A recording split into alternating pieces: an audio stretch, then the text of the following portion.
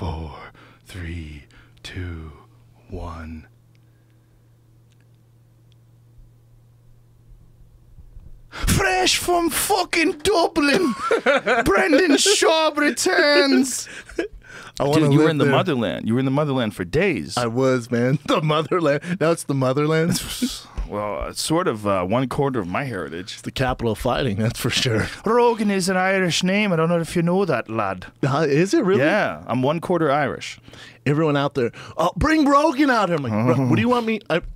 Rogan, talk to him, man. Rogan, you're Irish, aren't you? Aren't you? Fucking animals, bro. Favorite place I've ever been. Really? Yeah, man. Those are savages.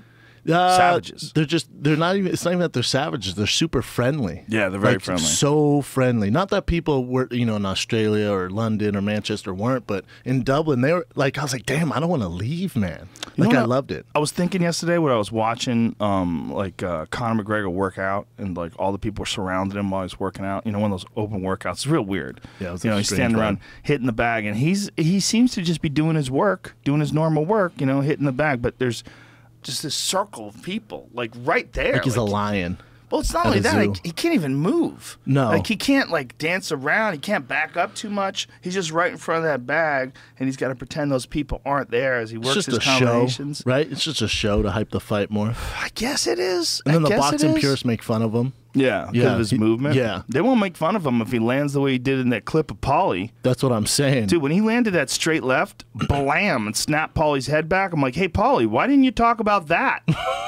He's been on a tear just going off. Really significant. But if a guy like Conor McGregor does that, that is straight and clean and sneaky. 16 ounces, too. And a little off speed. Like a little off speed in the initial part of the movement, and then he drops it in, bang. That's like snake-like left hand. Like, he's getting super comfortable if he can do that to Paulie Malignaggi. Like, whatever you say about those clips, all we know is that that's what we've seen. We've only seen these little short little clips. Like, right here, watch this left hand. Watch how he sneaks this in. Boom, son. Speed, son, timing. Were they ounces on, too? That left hand is fucking legit. It's super legit. Here it is again. Watch this. Boom! Dude, that is down the pipe.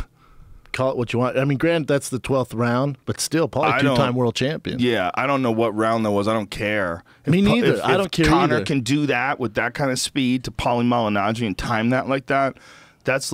Look, you can't sleep on him. He's got magic. That's what I'm saying, Joe. It doesn't always work. That's what I'm saying. It doesn't always work. It kind of does. Nate Diaz has a little magic, too.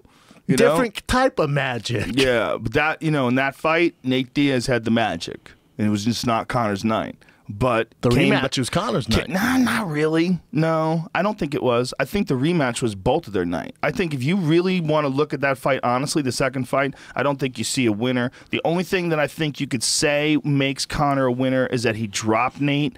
But multiple times. But Nate was saying that he went down with punches anyway because he was hoping Conor would follow him to the ground, which may or may not be true. But it is a good strategy if you have a wicked guard. You've been watching the sport way too long. Nate's got a wicked guard.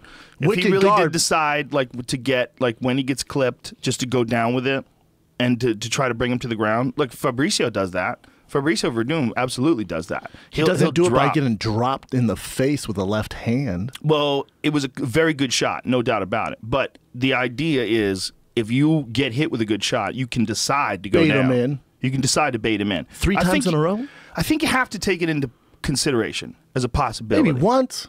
3 in a row? Might be every time he would try it. We've never seen him do it before. Try it. You're right. We never have seen him do it before. He doesn't have these tendencies. The only guy who's ever really fucked up Nate in a fight is Josh Thompson. Josh Thompson head kicked him, and every other fight, even when he's gotten beat up, like the Dos Anjos fight, he's got his legs beat up, and Dos Anjos definitely won a decision. Nate didn't get fucked up and stopped. He's never got his ass whooped. Josh is the only one who stopped him. Yeah, but he still never got his ass Never got whooped. his ass whooped. Well, you know what? You could say the Dos Anjos fight was kind of a beating.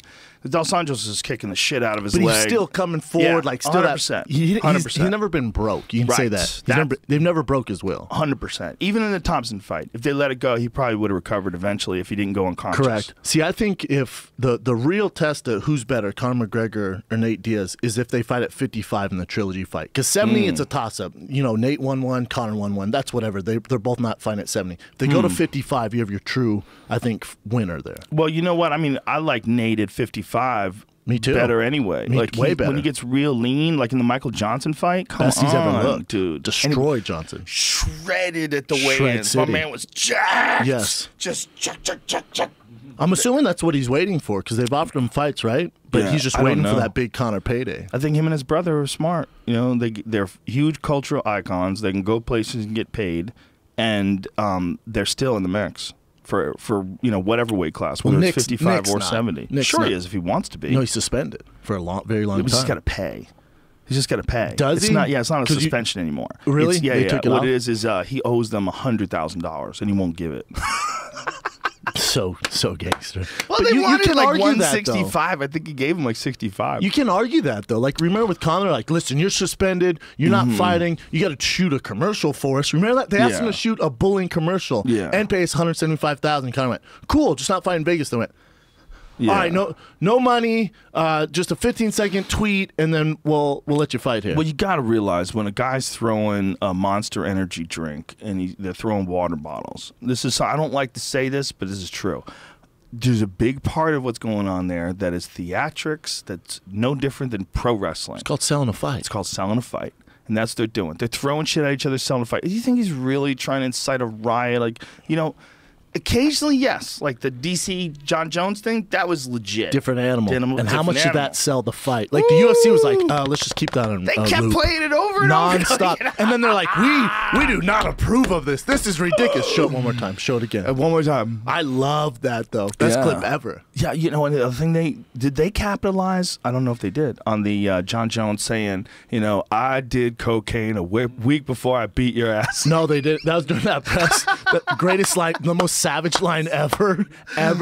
Dude, John Jones is no joke. And John Jones, like, in shape with something to prove, like he did against Cormier. Scary. God. So scary. God damn it. When he kicked him in the face, my word. About how the fight, he says the exact perfect thing after the fight's over. Correct. About Daniel. Smart marketing. About Daniel. It's just, you know, I mean, it's it felt real for the first time, too. Yeah, I mean, he probably felt so much gratitude. You know, when I said to him, like, I didn't know what I was going to say to him, but when I said to him, you made it back. That's how I felt. Like, not just that he made it back to the title, but like he made it back from the Darklands. From life. From made it back running away from a hit-and-run accident with who knows what the fuck you've got on you. You know, all that. Made it back is an understatement. I mean, homeboy. And people never stopped cheering for him. Very interesting. You know? People are mad at DC. They booed DC. Yeah. But then John Jones, his fame went up. What he hit a pregnant lady, broke her arm, and ran from the scene. It's crazy. I don't understand. First of all, I don't understand how you could not be a fan of DC. I don't understand it. I don't understand. There's nothing wrong with him. Like, what would you not be a fan of? The guy's a fucking animal. He won the Strikeforce Heavyweight Grand Prix. Undefeated at heavyweight. Yeah. I mean, he's throwing around Josh Barnett, who's a 255-pound gorilla. Daniel Cormier's hoisting him through the air. Spiking him on his head. Just blam. Like he's Macho Man. I mean, the guy gets into MMA fairly late in his career, right? Massively successful amateur wrestler. Gets into MMA and says running through people. Has a fight, the first fight in the UFC he has against Frank fucking Mir. Beats the brakes off of him. Former UFC heavyweight champion, your first fight in the UFC. And beats the brakes off him. Yeah, and beats the brakes off him. I mean, it wasn't the greatest fight, but still whooped his ass. Yeah, I mean. Got an underhook and did work. It's just people got mad at him for the Anderson Silva fight that he like held Anderson Silva down. That one bothered me a little bit too. Like I can see why fans like, come on, man. Anderson Silva at 2-day notice or whatever the hell it was. Come on. But Anderson front kicked him in the gut. Remember that? Yeah. Hilarious. He hurt him. He just Anderson didn't take his chances, and especially UFC 200. It's such a big card, and there's so much hope. When you don't perform, people are like, come on, man. And with DC, I think the biggest thing is, and it's not his fault, he's better than everyone in the world at light heavyweight except for John Jones. Yeah. So when John left and he had the title, people are like, that's fake. That's not his fault. It's not his fault. That's John. Be mad at John. Could you imagine if you could get Daniel's brain inside of Rumble's body? Oh, my God. That doesn't happen, right? Isn't that interesting how that doesn't happen? It's like John Jones is the closest thing to a guy who's got insane talent, but he also has like almost like that Darren Elkins rather, The Darren Elkins mentality of like never quit. Like, remember when he got his arm hyperextended, like Vitor? real bad by Vitor? His arm was fucked up. Never tapped. You know, like when he fought the Gustafsson fight, he wasn't in shape at all. And went five hard round. Which is to me was the best fight ever. And was winning the final round. Or how about against Ryan Bader? Ryan Bader's freaking good. I think at times he's ranked 4 or 5 in the world. Doesn't even really train. They said they saw him like 2 days and went in there and cradled him like a baby and whooped his ass in the first round. Beat his ass. I mean, it's just talking about a different animal, man. But he's a different animal, but he's also got this mindset. Like, he has a real champion's mindset. Whereas, like, Rumble doesn't really like to fight. He's just super good at it. You don't think Rumble likes it? He says he doesn't. Oh, he says he doesn't. Said that? He says he doesn't want to fight anymore. He says he doesn't want brain trauma. He doesn't want to be rolling around with dudes. Oh, I'm sorry. I thought you were saying anymore. I got that confused with DC. No, yeah, Rumble's done. Yeah. But Rumble is like the scariest guy ever at 205 when it comes to striking. Like, who the fuck's ever been scarier than Rumble? Nobody. Ozdemir. Pretty goddamn close right now. Right? Whoo, he's scary right now. No technique, just fucking... Oh, he's got technique, no, man. I'm just playing. He's got serious fucking technique. Dudes. Oh, dude. Jimmy Manuel, he's like, you're a power puncher? Dude. Very cool. Check this out. Yeah. Goof. Interesting cat, man. Interesting cat. Number 3, was he 3 in the world? He knocked out Sirkunov, right? Knocked out Misha. And then just murks Jimmy Manuwa.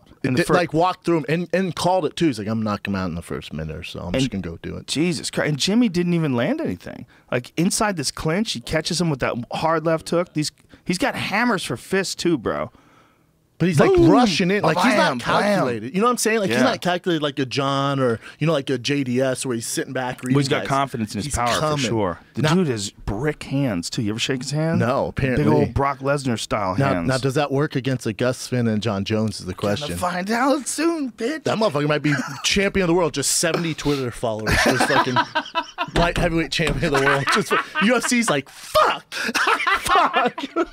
Just what do you do, bro? Well, you know what? He's I don't know. He's changing his nickname to No Time. Is that what he changed his nickname to? That's awful. Short time, no time. Because he points to his watch. He was like pointing to his watch after the fight. Time. That was like his move. Oh yeah, no time. No time. Like after the fight, he was like pointing to his watch. He's like, "This is my new nickname. It's time. I have no time. No time."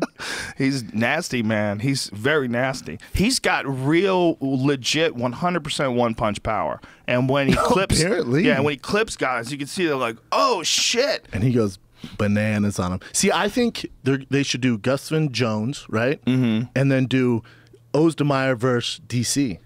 Well, if DC wants to fight again, we're going to see what happens. Did you see what DC said? He does? He goes, not only am I going to fight him, I'm going to fight John again. Jesus Christ! Give it up. My heart can't take it. You think you should give it up? I think he gets right back in there. Why not? It was a good fight up until the moment John landed that high kick. I agree. I don't think he ever beats John. I think he's... You might be right, but you might be wrong. And then it gets even crazier. But, I don't think he's ever going to get the fight either. I don't want to see it again. He certainly could. Maybe twice. If he beats a few people. He certainly could. Because you could play clips of that fight and say, he was doing very well in that fight. I think John was winning. I think John was landing more volume, and he was mixing things up really well. That was ring rust, too. That's John kind of feeling things out, and then once he got comfortable, this is what we're doing. He douche! Dude, he didn't seem ring rusty at all. He seemed smooth right from the beginning. A little smooth, but I do think DC's pressure and stuff like that, and just getting under his feet, and once he did, then he started to tee off and take over. I think, he found his rhythm, and he found DC's timing, Yep. He started, and then they settled in a little bit, too, once they got into the second round. Both guys had exerted quite a bit of energy, hit each other quite a few times. In that third round. Ooh. And then you're going to beat that. I think that was DC's best chance to beat him. Now John's off to the races. Now it's Ozdemir, good luck with no time. There's Ozdemir, there's Gustafsson, then Brock Lesnar, you got Stipe. I think he goes to heavyweight. Who knows, man? I mean, if they work out some sort of a deal where he fights Brock Lesnar. Oh, they will. Oh. Good Lord. Come on, Joe. Good of course Lord. They will. When he called him out at the end of the fight, I was like, oh my goodness. I saw Brad Pitt shadow box on Instagram. Like, you better be careful, son. UFC gonna reach out, sign you, CM Punk. You better watch your. I think easy. Brad Pitt would fuck CM Punk up. Me too, though. The Brad Pitt from Snatch. You know, also, I think Brad Pitt, that guy lived with Angelina Jolie for like 10 years. You know how much rage he must have pent up Just inside pure him? hate. Him or Johnny Depp. Just talk of organic, sustainable farming and adopting new kids. You got random kids? Who the fuck is this? He just wants to smash. Just go in there and fuck him Pit up. smash? Just pit smash on bitches? Just so angry at listening to that crazy lady he lived with for decades. It made him an alcoholic. Do you hear it? He's like, yeah. I was a raging alcoholic. I'm sure he was. We got these random kids. He goes, I love kids, but there's a new one every goddamn day. Like, I can't keep up, man. Just kid after kid. Oh, my God. Yeah, I mean, that's just my opinion. He would slap a bitch, though. I mean, maybe she's a wonderful person. I mean, she obviously is very charitable. Maybe she's exhausting, very nice, too, though. She might be exhausting. That's the vibe I get. Hey, bro, she had a vial of Billy Bob Thornton's blood that she carried around her neck. And Billy Bob, I'm not hating on you. She was and is fucking beautiful. I get how you can make some mistakes. Then. I get how people make mistakes. You go, blood around your neck, though? Hey, what are we going to do? We're going to live forever? I'll take a chance. Freaking bed. Oh. For a guy like him? When does a guy like him get a girl like that? The universes have to like collide. There has to be some wormhole. Well, yeah, you got to talk such mad shit. She puts your blood around her neck. He's a bad motherfucker, though. Super strong dick game. She great. wore blood around her neck, Joe. I think they both did. They wore each other's blood. Yeah, that's what they're doing. They're both wearing each other's blood. That's another level. Not only that, but here's the real problem with it. You tell people about it. Yeah, just keep it to yourself, man. Yeah, you're telling people about it. Like, tell people it's dragon blood or some shit. When you tell it's hers, it's a little weird. Well, I think anybody that's as good an actress as she is, and she's a really fucking good actress. She's really good. I think you have to have a good percentage of crazy. Like, it's got to be way up there in the 90s. Actors, too, though. I mean, even for men, like the men actors who are really good, like Dana Day-Lewis. Motherfucker was a shoe cobbler for 6 years just to play like some 30-minute role or something. Like he went full fucking cobbler, man. He's like, working as a cobbler right now in like London or some shit. Doesn't he like? No, I think he lives in Connecticut and he makes furniture or some shit. God, dog. You never go full Lewis, man. But that's just because he's legit. Like that's really who he is. Like an actual artist. Yeah, but that's why he's so interesting. It's like his art or what his mind goes towards. It's not dictated by finance. It's not dictated by the box office success he could potentially have. It's literally dictated by what he's interested in. If he's interested in making shoes, he's just going to make shoes. Yeah, like you're not going to see him casted as Superman. Like he's like, that's not his art. You know what I'm saying? We admire the shit out of that because we compromise all the time. People are always compromising. You're always like, you know, trying to suck up to the boss, hoping you get that raise, or, you know, you're compromising what you say around the office because, you know, you're at this level of the company ladder and there's people above you that'll get upset if you talk about things.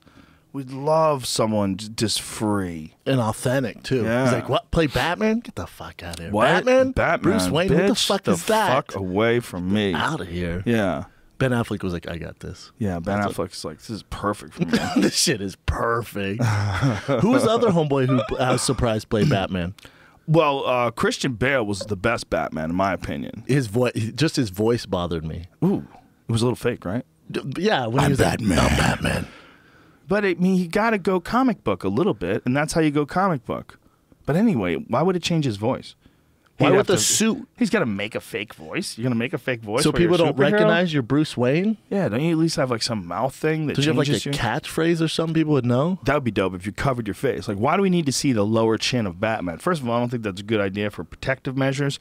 You have a white button where the most vulnerable part of your face is. Yeah, it's strange. Like if I came in here and you what's that? If I came in and you had a bat suit on, if you had the Batman suit on, I'd be like, oh, it's Joe. You know what I'm saying? Like it's not a very good fucking cover up. The chin part is terrible because like that's the part you'd want to punch and it would be like so white.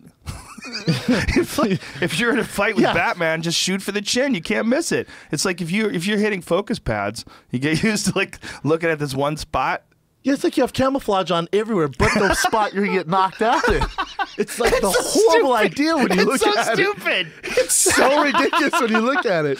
It's the dumbest idea ever. Like, you're gonna not protect the most vulnerable. How about just open the nose part up too? Let your nose get smashed. Like, that's so crazy. That's so strange. Why don't they? I mean, do they really have to have that same suit? How come no one's ever brought this up? I don't. No one's ever figured it out until us. It's like Bruce Wayne from Batman in the fucking like Batman. At least he didn't have like a protective suit on. Adam West, no, he just had the thing over his eyes. He was just in disguise. Like this Batman. He's in spandex. This Batman is gotten to the point where he's in this like basically like an armored suit, right? And meanwhile, he doesn't cover his face. Oh, with Superman, he covered a little bit of it. He's basically a knight. He's basically a knight there. Meanwhile, he's going to war with Superman. Do you know how goddamn stupid that is? And doing work. He kind of. I watched it the other day. He kind of whooped his ass. Dude, Superman is from another planet. He can fly so fast. He makes the world spin backwards. He makes time goes backwards. He's a master of time. He can cut things in half with his eyeballs. He's got lasers shoots out of his eyes. He could just pick his dumb ass up and carry him as high as he wants and lets him go. Yeah, into Game space. over. Movie's over. He could bring you to the sun. Yes. Throw you into the sun, you fucking idiot. What are we talking about, Hollywood? He Get flies! that bullshit on my face. How crazy is the idea that gravity is so dense on Superman's world that when he comes to Earth, he can fly? And then the atmosphere is so different that his body's bulletproof, but he looks just like us. But the atmosphere, this is what people don't understand. If you went somewhere, if you're like from Earth, right, and then you go to like somewhere that has like less gravity, like space, like those guys that go to the space station, they're fucked up after a year. Like, it doesn't make them stronger. It makes them weaker. They get weaker, Their bones shrink. Yeah. Like, they come back, man, and their bones atrophy. Like, they lose bone density. They come back, and they're Can't frail. be healthy. That's why there's only a certain amount of time you can be there, right? I think like the longest is right over a year. Yeah, I think they've, like, hit the new record. I think a guy hit the new record. But I had, what is his name? Commander Chris Hadfield. Had him on the podcast. He was fascinating, and he was describing what it was like coming back from. How long was he up there for? I think it was a year, right? He just came back looking like Schmeagol or some shit. He just said when you land, he said 879 days. God oh my God, there's a damn. Russian up there. He's been for 5 missions. Oh, okay. Those Russians. He became the man who spent the most time in space when he surpassed. So that's like overall time ever. That guy just keeps going to space. 2.2 years over like 6 trips, though. That dude's trying to get away from his wife. He That's spent that Russian 879. shit. That's 5 years. Yeah. Russians always got to take it another level, don't they? I think you'd have to say, like, what's the longest space mission or something? Consecutive 216 days. Oh, that's the most, huh? But that was 2015. I believe Commander Hadfield was after that. Still a long-ass time. I might not be right about that. But either way, fucking 100 days. Shit. Fuck. I want to do 100 days in the woods. Dude, I don't want to do that in 10 days space? on the road. Yeah, 10 days, I was super lonely. I felt like I was in space. Yeah, we were talking about that. Like, you got to bring friends. It's a big part of it. And it's good for the friends, too. It's, get guys a gig like that where they can open up for you in front of a packed house, these cool venues. You know? Also, like, warm up the crowd. Like, I'm going out there just like, yo! Which is fine. You know? You know when the only time I ever did that? In the last like 10 years was when I was helping Callan out. When I warmed the crowd up for Callan's for a special. Right? Yeah. Irvine? And I was like, this is so weird. Yeah. To go on stage, just go on stage and say hi. And not have someone in front of you. But it's good exercise. You know? Yeah, because you got to get them into, you know? Yeah. It brought me right back to when I used to do it. It was like right away, start thinking of how like when I first started out, that's most of the shows I would do. I'd be the opening act. Yeah. Like in Dublin, doing a show at 2 in the afternoon. Was I mean, just crazy, man. But now, why'd you guys do it like that? That's they booked on such short notice. That's the way I'd do it at 2, and I'd do another one at like 7. Oh wow, that's just the way they wanted to do it. So I'd have like an hour. How did you get away from those savages after the show was over? I stayed. I did a meet and greet with everyone, and then they bounced. And they're like, "Hey, let's get a pint." I'm like, "Which one?" Like up there. I'm like, "See you there." And I just like chill. I drank so much Guinness, it was ridiculous. Yeah, they'll put you down. I loved it, man. Loved it. Yeah, it's a different world over there. It really is. Ireland, England, they have a long history of tradition that we don't really understand. You know? just what their culture's like, their their language and their history. You go over there, you're like, oh, this pub is 700 years old. Like, what? Yeah, I went to it was supposed to be the oldest pub in Ireland, and there was bullet holes from fighting the rebels. Wow. And they were in there, and his family owned since day one. And the owner was this dude who's old as fuck now, but he was born and raised upstairs. He lives there now. He's the only one still alive. We were there just all night with Patty Hooligan. It was great, man. It was great. It was so awesome. Just sipping Guinness and eating crisp. Shit my pants afterwards, but it was great. Crisps are potato chips, right? Yeah, I call them crisps. I'm from Dublin you're now. from there. They're crisp. Do you call football or soccer? I say American football because I have a bit that I talk about football and I go American football. Otherwise, you're screwed. You're super screwed. But you know what's best for me, Joe, is like I did, what was it, like 10 shows in 4 days or something, like 10 shows in 5 days or something like that. And I wish I could do it more here. It's just the reps for me. The reps. The reps. That's what we're talking about. Comedy club weekends are so good. So good. Like when I did Salt Lake City, when I did Wise Guys, I was like, man, I really get to feel it again, like what it's like to do 4 1-hour shows in a weekend. Yeah. It's like it gets every timing down. And then taglines, they start like adding on. You start coming up with new ideas. Dude, what is it about coffee that gives you phlegm? Even just fucking... Really? This is just cold brew. Caveman cold brew, those nitro coffees. There's no dairy or anything. I'm always like I'm always ready to cough. Like, really? Or clear my throat, and it's annoying. I feel like it's an older thing. No, man. It's always been that way with me with coffee. It's an older thing. Old guys get all phlegmy. Junior, get my king. I mean, I drink a shitload of coffee and my voice is good. You know when it is? For whatever weird reason, when, like, if a guest is talking, like if you've got a good story and your story goes on for a few minutes and then I don't talk for a while, it all builds up. And then it gets so you just got to jump in. So you have to jump in. Maybe that's Callan's secret. Yeah, Callan. He's always trying to avoid coughing. Dude, I told Callan, you need to get your fucking throat checked out. I mean, he's been doing it since I've known him. Just the coughing thing? Yeah. Nonstop. Sucking dicks, bro. AIDS. Sucking dicks, bro. Sucking dicks. So about football, man, I wanted to ask you about this because we were talking recently about this guy who retired super young. He was like 26, right?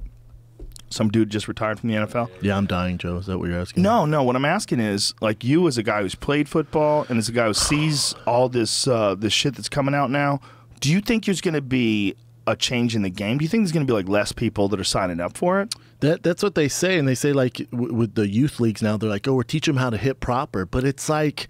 There's no such thing. There's no... It's not real. Like, that's a fun campaign and stuff like that, but...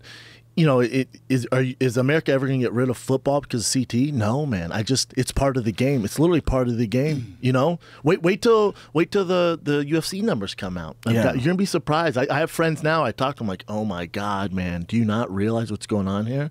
And so once that comes out, now we know it with boxing and mixed martial arts. Like, of course, there's gonna be brain trauma. Guys are getting punched in the head. With football, people are like, what? But it's literally part of the game. It's just, it is what it is. Now, is juice worth the squeeze? In football, the argument is it depends. For your health, if you're coming from nothing, it pays for your college, you make, $40 million, your family, their family set for life. God, the juice might be worth the squeeze, depending how bad you're going to have it. If you can get to that level.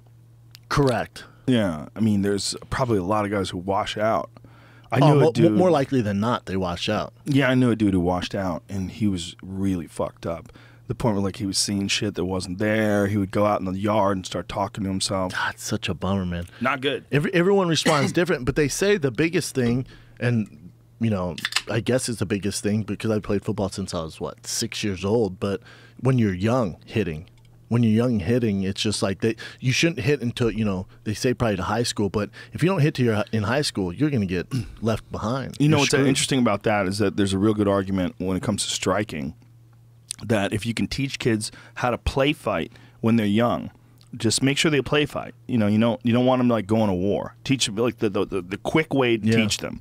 Teach them how to play fight striking when they're young. Like, do like Thai style kickboxing, or just where you're boxing but you're not hitting too hard, because they're not going to hit each other hard anyway. Yeah. Right? They can't. They don't hit that hard. And then on top of that, teach them to not hit hard at all, and then teach them to, like, be real solid on technique. Then they're super accustomed to the movements of striking, and then you get them to a position when they're like 16, 18. They've been boxing their whole fucking life, and their movements are like fully ingrained to the point where an average athlete coming into it at a later age without all those like super fine-tuned movements ingrained in you while you were growing up and developing, you almost don't have a chance. You know, like when he gets to like a Roy Jones Jr. in his prime level. For sure. You know, if you're like an average athlete who learns boxing at 26 and then you at 30 have to box Roy Jones. I mean, yeah, good. Enjoy that. Good fucking luck. I don't care what kind of athlete you are. Good. No, it doesn't matter. Fucking luck. Yeah, and some people make that argument with Floyd Mayweather. They said, listen, his uncle, his dad, he's been doing since he was what, 6. He's the best argument. The best argument. Yeah, the best argument. He never gets hit. He's been hit in a professional career that spanned 49 fights. He's been hit maybe hard 7 or 8 times. True. The only, and there's a few X factors in this fight. The only kind of thing that gives people hope if you're on Team MMA or Team Conor, which is not MMA versus boxing, but if you're Team Conor, is these X factors of Floyd's had 2 years off, right? He's had 2 years off. But in the past, he's taken time off and he comes back better. But he is 40. So that has to be something, And the other thing, why is he doing it? Is he doing it for money? He's doing it for attention? Why is he coming back to get to 50? And then the 8-ounce gloves, which they officially approved today. 8-ounce gloves is a huge, huge advance for Conor, I think, man. It's all interesting, man. But they're all X factors, right? Like, we don't really, to be honest, no one really knows. I think I have an idea what I think's going to happen, but no one knows. Right. And that's why I think the footage of Conor sparring Paulie is such a big deal, because people go, oh, shit, no, he can actually box. And I even think Dane and the Fertitas who were there watching go, we actually got something here. And that's why it was such a big deal. Because I think everyone's like, all right, Conor, MMA, he's good. I've seen him move around. I'm telling you, this dude, as far as boxing, he's going to give guys some problems. Is he going to give the best all-time problems? Who knows? What kind of training had Paulie been doing before that fight? Like, what kind of shape was he in? Yeah, not in 12-round shape. And Paulie just got off the plane. Why did he do 12 rounds? Why do you agree to do 12 rounds? That's what they asked him to. Right, but had he been training? He got word from Conor's team that they're going to use him, so he started to train some, but it's not like he was getting ready for a fight, So that's what he said. He goes, man, for me to go 12 rounds was tough. Like, I wasn't expecting to go all 12 rounds. Because the first day they used him, I think he said he only did 6 or 8 rounds. And then he was like, oh, we're going to spar tomorrow more, and I'll get in better shape, stuff like that, get used to the fighting shape. And they didn't use him. Then he flew to cover the Mikey Garcia Broner fight, and then came back, and he was fresh off the plane, and then he sparred 12 rounds. So he's like, they just did me dirty, man. That's his whole thing. His feelings are hurt. He's like, why would they do that, man? I was here to help him. Well, they did that. That's the kind of help they wanted. They just wanted kind of help that he didn't want to give. They wanted the kind of help where Conor beats the fuck out of a world champion. Correct, and that's what Conor said, though. Yeah. Like, in Conor's defense, when they go, oh, you're bringing Paulie in, he goes, yeah, I'm bringing. He says on Showtime during the media scrum, he goes, yeah, I'm bringing him in to fuck him up. And I think Paulie thought, oh, he said that? Yeah. He goes, yeah, I'm gonna bring him in and fuck him up. Word for word. Yeah, that's on document. Yeah, it's documented. So then Paulie gets in and goes, oh, we'll spar and be all good. But remember, 6 months prior to this, Paulie goes, I could beat Conor with one hand tied behind my back. Conor's like a baby elephant. He stores that and was like, all right, man. Oh, he said that? Whoops. But he thought it was just hyping the fight. He thought they would spar and be like boys, but that just didn't happen. Like, Conor's literally there just to prove a point. Well, it's a very important point to prove before a giant fight like that. Like, that video alone is probably worth who knows how many thousands of hundreds of thousands of buys on pay-per-view. Priceless. That's worth so much money. I mean, how many more people? A lot of people were going to buy the fight anyway, but how many more people are going to buy the fight now that you see Conor landing that straight left and then dropping Paulie? And Paulie said it's a push down, and you could see that it's not a push down. I mean, it's just not. If you get pushed down like that, you're probably concussed already. Yeah, if your balance is off. I see what you're saying. That's so bad. Like, he was saying something about him getting grabbed on the back of the head. You could watch the knockdown. Paulie's saying it's dirty, and I get that. I get that, but you signed up for it. It's a fight. But the other thing is, Paulie's saying, and he goes, take what you want from the video. He goes, but I think Conor and his team and Dana fucked up putting this out, because now Floyd Mayweather's team knows this is how he fights. Like, this is the dirty stuff he does, so they can warn the ref. There's nothing dirty there. The grab behind the head's dirty. Yeah. That in boxing, that's dirty. You can get away with it, but that's frowned upon. It's gonna happen. Those rabbit punches, but Floyd's gonna do that. See this part right here. Give me some volume on that so you can hear that. He's hitting him hard, man. Okay, you know, he hits him with a straight left that's clean, and then it looks like he's wobbled, and he hits him with a right hand afterwards. Like, play that part one more time when he goes down. Like, you can't, I don't see an argument. I've tried to look at it. Of a push down? I don't see it. I don't see it. This is the beginning part. And that's a legit ref, by the way. Yeah. Yeah, Joe Cortez. Super legit. Oh.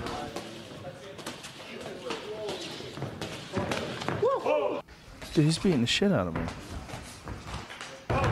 Okay, I don't give a fuck what anybody says. Like, if he can land those combinations on Paulie Malignaggi like that at any point in life, that is... Homeboy can box. Yeah, man, See, he's hitting that hard, validates, too. To me, that validates Conor. But at the same time, in Paulie's defense, you know, it's 9-12 round fight shape. He's exhausted. I get all of that. I get all that. But still... Paulie should have never done that. Yeah, he messed up. He must have underestimated him. You know, I had Andre Berto on my show, and he's supposed to help Conor out, and he's like, I ain't going up there. He said, and he's good friends with Conor. Him and Conor did rehab together. He's like, no, I'm not going up there, man. He goes, just because, and he had a good point. He goes, let's say I go up there and help Conor, and for whatever reason, he doesn't think he's going to win, because let's say he blasts Floyd Mayweather in the face. I'm going to get so much hate from the boxing world. Like, it's a fraternity, man. And he's like, and the way he did Paulie, like, we can't do it, man. He goes, I wish him the best, but I'm not going to help him. Well, I also think that if he's peaking and he's in full fight shape, but they're making you fight 12 rounds, I mean, that's when you're in the gym and you're sparring 12 rounds. Isn't that unusual that you get one guy to box 12 rounds with you? Oh, no. It was designed for Paulie to get beat up. Yeah. But and I feel like, you know, Paulie's a team player. I don't know if you ever met Paulie, he loves you. But if you ever met Paulie, like, I feel like he's such a good guy. He didn't say anything. Listen, if you brought me in to do anything, I've had guys offered that wanted me to help them with camps. I turn it down, and you're like, "Hey, we need you to go 5-5s." That ain't happening. Right. I'll give you 1 round, 2 rounds, but for the best condition. Usually, you do a Shark Tank. You know how it is, Joe. You bring in fresh guys for different looks and push you harder. So this was just a showcase of Conor's abilities at Paulie's expense. Yep. I like Paulie as a commentator. I think he's one of the best in the world. He's really, really good. He offers like real legitimate insight. He's really, really good. Do you think that he got rocked and doesn't remember how this went? Like, did you think that he maybe did think that he got pushed down? No, I think it's a combination of both. I think, you know, Paulie had won some, and he even says, he goes, I won some rounds, Conor won some rounds. You know? I like to see it all, right? Me too, and the UFC said they're going to release it after the fight. Which is that's going to be the real test. It's going to be real test because Dana said it was a one-sided beatdown. Yeah, Dana was like, he got his ass whipped for 12 rounds, which I don't believe that. What if it's true? You got to go with what Paulie did say happened and then what you see happened. I think it's a combination of both. I really do. I think it's people were like, you know, everyone's on this Conor wagon, especially in the UFC. Dana, that's his golden boy, right? And I think we knew Conor could box, but then when you see him doing it against Paulie, you're like, oh, shit. And so I bet when we watch the tape, we're like, oh, damn, Conor did pretty well. I don't think he beat the shit out of Paulie for 12 rounds. I think towards the end, he probably, like, you see that happened. Well, obviously, listen, this has obviously been very valuable. If there were more moments like this, don't you think they would leak those too? Correct. They'd be everywhere. I mean, they're saying they don't want him to see what Conor's working on. Okay, just show us a montage of punches that landed. Just give me like one of those Mike Tyson 60-second highlights. Just show me a few. Bap, bap, bap, bap, bap. Yeah. Yeah. I mean, you don't have to like show all of its patterns. But how well did this hype? Like, this is priceless, man. Giant. And now Paulie, you know, you have this huge soap opera in boxing going on right now. Paulie's a main character now. So Paulie might have to fight Conor. If Floyd and Conor, if Floyd beats Conor, and then Paulie can say, look, I want my shot at him. You know, you talked a lot of shit and I didn't get in shape. If you're Conor, that's the play. But it's only the play. Giant. It's only the play if Conor has a good showing. Even if you lose in decision, as long as it's a good showing, then you do McGregor promotions against Paulie Malignaggi. Yeah. And I'm buying that shit. The only way... Fighting Khabib, Tony Ferguson, all that elbow jiu-jitsu shit. Nah, we're going to put on these 8 ounces, go 12 rounds, and make some money. Some serious money. That's a lot of people think he'll never fight MMA again.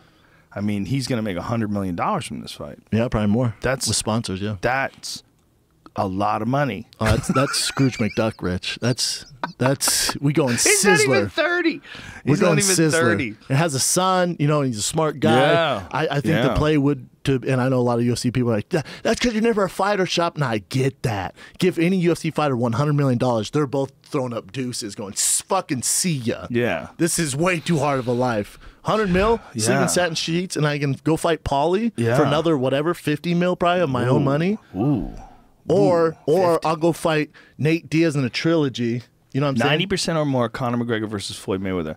Money Man says Notorious will lose 90% of his $75 million payday if he's disqualified. Yeah, I know that. Yeah. Oh, yeah, that's if he does an MMA move on him and shit. He won't, though. Yeah, people ask that all the time. He's not going to get disqualified. Can you throw a Superman punch, spinning punch? I'm like, get out of my face. Absolutely not. You can't. It's too bad you can't throw a spinning back fist, though. Whoa! Imagine that shit. Some gentleman rules, for God's sake. Could you imagine, though, if Floyd said you could throw elbows?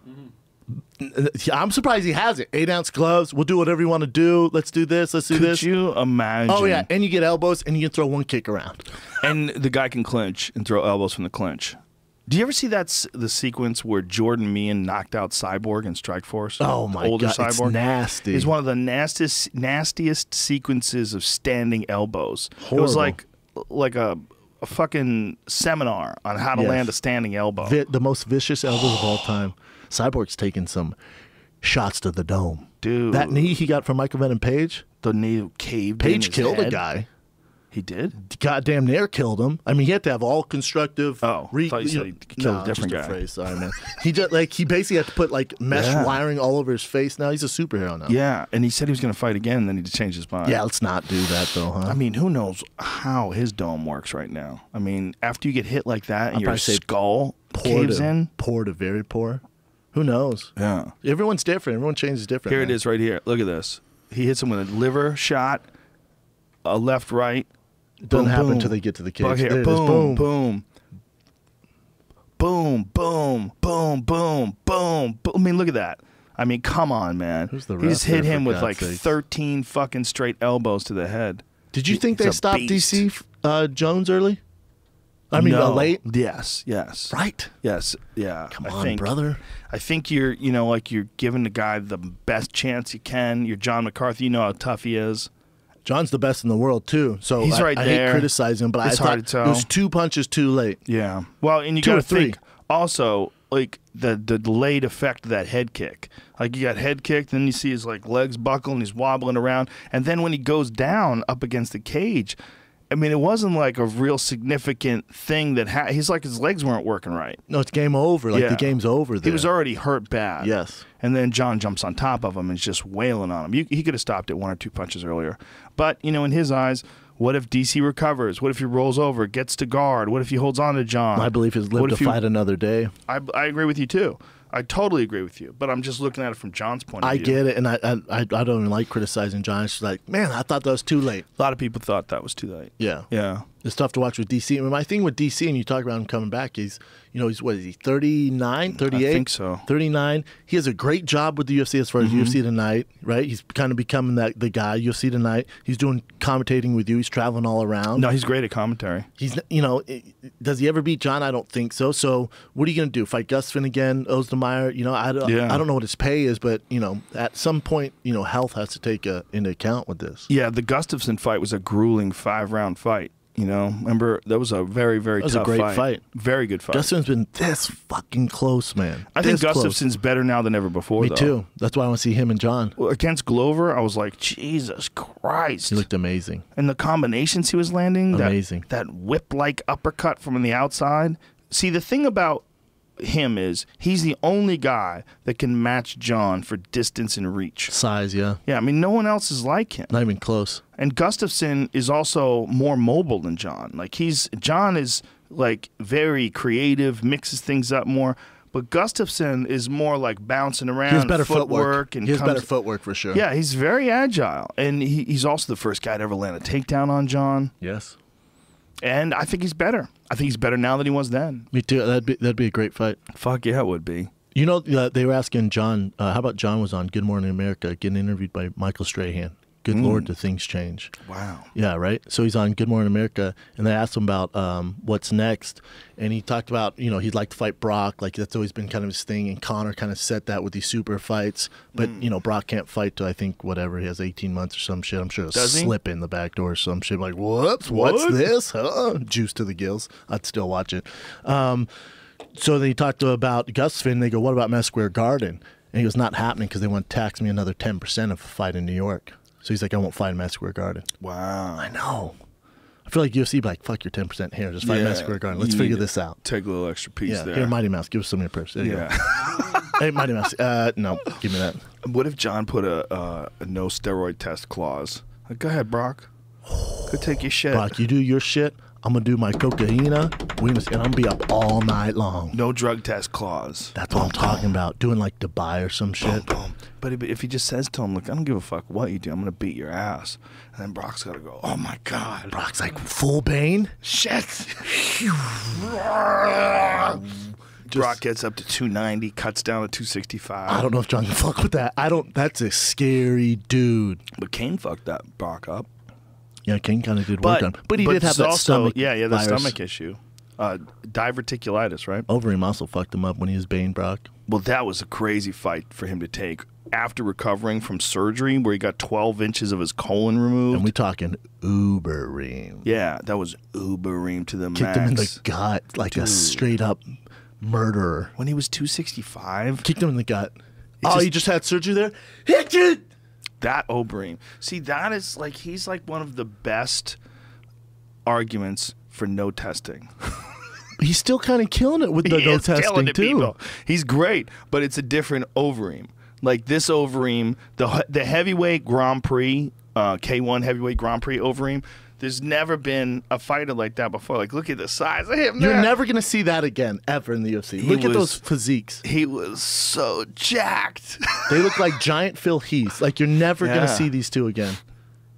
And it's not kicked like that. Yeah, and he's just all over him. Brock can't take him down.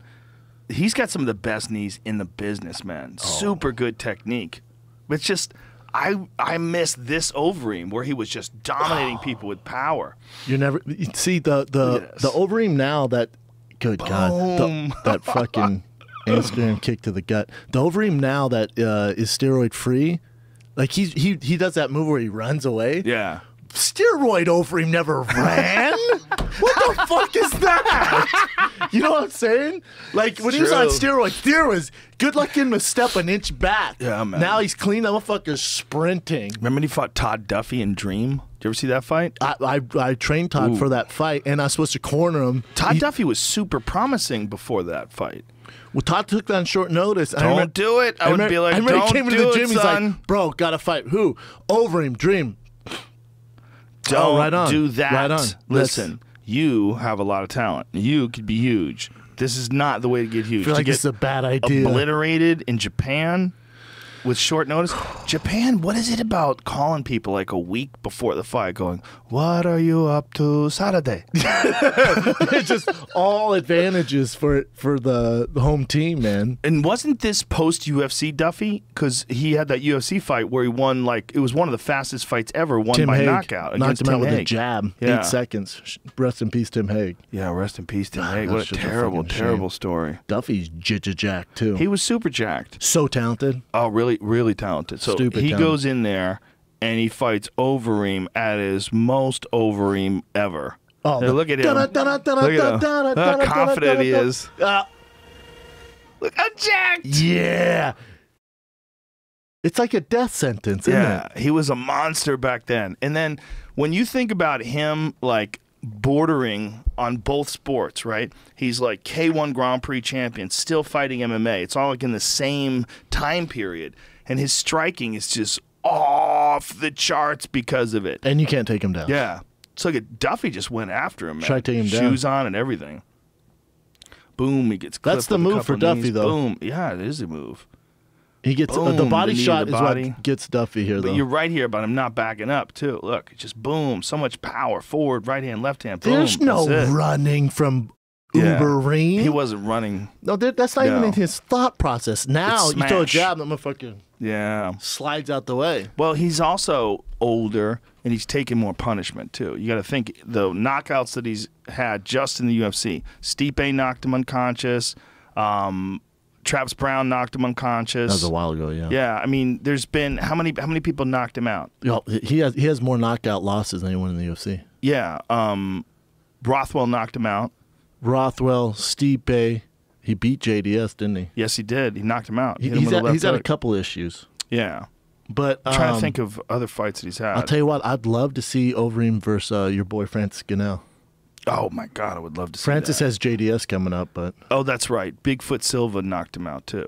Oh, that Bigfoot Silva one was rough. That was a rough one. It was real rough because he was standing up and Bigfoot teed off on him, just ding, ding, ding, ding, ding, ding. But then look at him. He murks dudes. Struve, Nelson, JDS, Arlovsky loses Stipe for the title. The Struve fight was brutal. No, that Mark Hunt fight was rough. Yeah, that was flatlined Mark Hunt. Mark Hunt's fighting again. Yeah. He's fighting that Russian dude who's ranked like 10 or something. Yeah. Yeah, he's fighting, is that in Australia? Yeah. Yeah. Australia or New Zealand. One of those. I'm surprised, he's still doing the damn thing. Good move, man. You have a fucking Mark Hunt fight in New Zealand? He's a huge draw out there. Oh, my God. Gigantic. Sydney. Tibor is a good fighter, man. Martin Tibor has like got sneaky left high kick. Dude, these Russians and that whole area, these motherfuckers, they're taking over boxing. They're slowly creeping to MMA. How about Khabib? I know. What's going on with him? Well, you got Tony Ferguson and Kevin Lee now fighting for the interim title. They just don't think Khabib can make the weight? I don't know what's going on. They asked him to fight, right? And he was like, no, I need more time. It's just the boat's passing him by. Need more time? He must be injured. Tiramisu, I don't know. Tiramisu. And I like Khabib. He's such a talent, but it's so frustrating. I fucking love some tiramisu, bro. Oh, I get it, Khabib. You know, it's like when you know you shouldn't be eating this, but you're like, fuck it, let's get dessert. Dude, if I go, what do you have dessert? And they go, well, we have world famous tiramisu. Bring that. Then you got some coffee with it. Double espresso, please. Game over, son. I got you, Khabib. Come on, I get it. They don't have. But here's the thing. My man Cam Haines runs these ultra marathons every year. Last year he ran the Bigfoot 2000 or 200. It's 205 miles. And this year he's running this Moab one. It's 234 miles. He cuts down from 180 pounds, which is what he weighs normally. Lean too. He's down to 160 now. Jesus Christ. You know how he does it? He works out and burns off more calories than he eats. That's it. And he feels good doing it? Yeah, he'll like burn off 3,000 calories, eat 2,000. I mean, if he it's a can little do different it, though. If he can do it, if he can do that, then Khabib can do that too. They can all do that. All you have to do is just work hard, do a lot of fucking cardio, put a lot of hours in training, and eat less than you're eating. Here's the thing, though. You'll shrink. You'll shrink. Yeah, it's science. But here's the thing. You can hire someone to do that, to make sure you make that weight. Well, he's also like a very strict Muslim, and so he celebrates Ramadan, which makes it a real issue for guys to fight. Although I don't have someone just did that in the UFC. Ramadan? Yeah, and got through it. Went through Ramadan, then fought? His nickname is, remember the name, Bilal Muhammad. Yeah. Bilal Muhammad went through Ramadan while he was training. He just did it very smart. And he scheduled his training for after his meal. What a badass. Yeah, and he fought great. With Khabib, though, it's like, at 55, it's kind of a clusterfuck there, and he's just getting left in the dust. I think it's his body. I think he has real issues with his body from losing those boys extreme at AK, amounts man. of weight. Those boys, and listen, I love AK, and they've done, I think, Crazy Bob Cook belongs in the UFC Hall of Fame, MMA Hall of Fame. He's a straight-up genius. Yeah, him and Javier. Yeah, but those boys, I don't know what's going on there with Kane. You got the, Well, you know what it is? For a while. Here's what I think it is. You got at the top level of that, you have two of the best, first of all, arguably the best heavyweight ever in Kane. And then you got one of the best light heavyweights ever in Daniel, and they're going to war all the time. Toss Luke Rockhold in there. And Luke Rockhold's in the mix too. And they also you only have a certain amount of years of being able to do that. So then you see Cane's body breaking down. I mean, you can't just attribute that only to his training there, because there's some questionable weightlifting videos of him online. The deadlift? Yeah, well, it's not even a deadlift, man. It's like he's doing a kettlebell swing with like shit form, and they're doing high reps of all kinds of weird shit. Like I saw a lot, like Steve Maxwell saw it and he was furious. Yep, but the thing is, a lot of MMA guys, if they don't come from like a football background, most of them you're going to see lift like that, to be honest. Well, the problem was he had a trainer. And the people were feeling like the trainer was doing a shit job. Oh yeah, I mean, yeah, 100%. Yeah, I mean, as far as technique-wise. And I'm not blaming injuries and delays in fights on AK, but I think, and it's not up to them. I think you have, like you were saying, you have the toughest guys in the world competing every day. You have Khabib, you have all these guys, and things are going to happen. I think there's two different schools of thought, and I don't know who's right. There's a school of thought where you just fucking go in there and you go to war all the time, and the cream rises to the top, and you get hardened by the combat, and you come out of it the best fighter in the world. 1997. You know what? It was Kane for a while, right? Until all these injuries started piling up. But I think there's another way of looking at it. Well, there's two different other ways of looking at it. There's when you get to a Conor situation, then you get a super camp that's designed around you, and then you get these people who are working with you on various aspects of your game. Your sparring partners are planned accordingly. There's a bunch of people that you work with that, you know, their goal is to get you better for this fight. And I would say GSP is the one who really started that. Yeah, for sure. For us, a hobby. Yes. Yeah. And I think these guys that are doing this today, you know, it's like, how do you do it? Do you do it the old school way, which has always been proven? You can make some tough motherfuckers that way. Or do you do it the ATT way, where you have this gigantic program, where you have all world-class coaches and athletes, and you're putting together all these people, and, you know, I mean, you just have a giant super team. Look at their roster, too. Yeah. But, again, but you know, not that Javier didn't have a competition background, but the reason why ATT is so good, and they're killing it with Joanna Jędrzejczyk, with fucking Amanda Nunes, all their big athletes. Mike Brown, right? He's been there. He's done it. Brown's so he's like, awesome. Yeah. To me, you know, he definitely top 3 in the game. And Laborio. Right, Laborio, too. But Mike Brown, really, he's the one who's focused on Joanna and Amanda Nunes. And he's focusing because he's been there. He's done those meathead days. And he's going, we need to focus more on this. Yeah. So when you have someone, even Team Alpha Male, they don't have a ton of injuries, really. You know, granted, Cody Garbrandt's having his things, but Uriah Faber, he's been through it. So you need these younger guys who have been through it, who are going to take control, who are saying, listen, we can't be Vanderlei Silva, man. This isn't Brazilian top team. This ain't working. In football, same way. Like Jim Harbaugh at Michigan, they don't hit. He goes, if you don't know how to hit at this level, you're not going to make it. They only hit on game days when it counts. So you see this kind of trend happening with people who've been through it before. Like, look that's at not the way. Cowboy hardly ever spars anymore. Yeah. He does mostly drills, mitt work, you know? Mitrione, too. Like, you see this kind of guys like, man, I can't be getting beat up in training anymore. It doesn't make sense. Goddamn, especially at heavyweight. You know, big guys the size of Mitrione giving each other brain damage. Bad idea. Terrible. Bad idea. You can only do it so many times. And I think when you see a guy like Conor with all the different experimenting that he does with like weird movement stuff with that Ido Portal guy, long weird bike rides and shit. Even the weird shit that he does, like when you see him like switching stances in the ring, he's switching stances like a Taekwondo guy. Like he's in a Taekwondo tournament. All that weird shit, if he can do shit like that to Floyd, all that stuff that he's never seen before, sideways stance, you know, moving more like a karate fighter. He's going to come out more karate than people are expecting. I asked Paulie, you know, I said, you know, Paulie has his issues with him. I'm like, yeah, that's terrible. But was it as awkward as I'm predicting? Because, you know, if Conor goes in and gets starched, my time, I'm out. Showtime, that's my time. Have a good night. You know what I'm saying? Like, I look like an asshole. But he was saying, he was like, no, man, it's even more awkward than I thought. Like, it's tough to deal with. Yeah. He said one time he had his palm up like this. Yeah. I was like Lyoto Machida shit? Yeah. He's He's definitely going to do that. Yeah, Paulie's like, I have no idea who that is. I'm like, look him up. He doesn't know who Lyoto Machida is? How dare you, How dare you, Paulie? How dare you? He knows jiu-jitsu. That was like my worst prediction of all time. Welcome to the Machida era.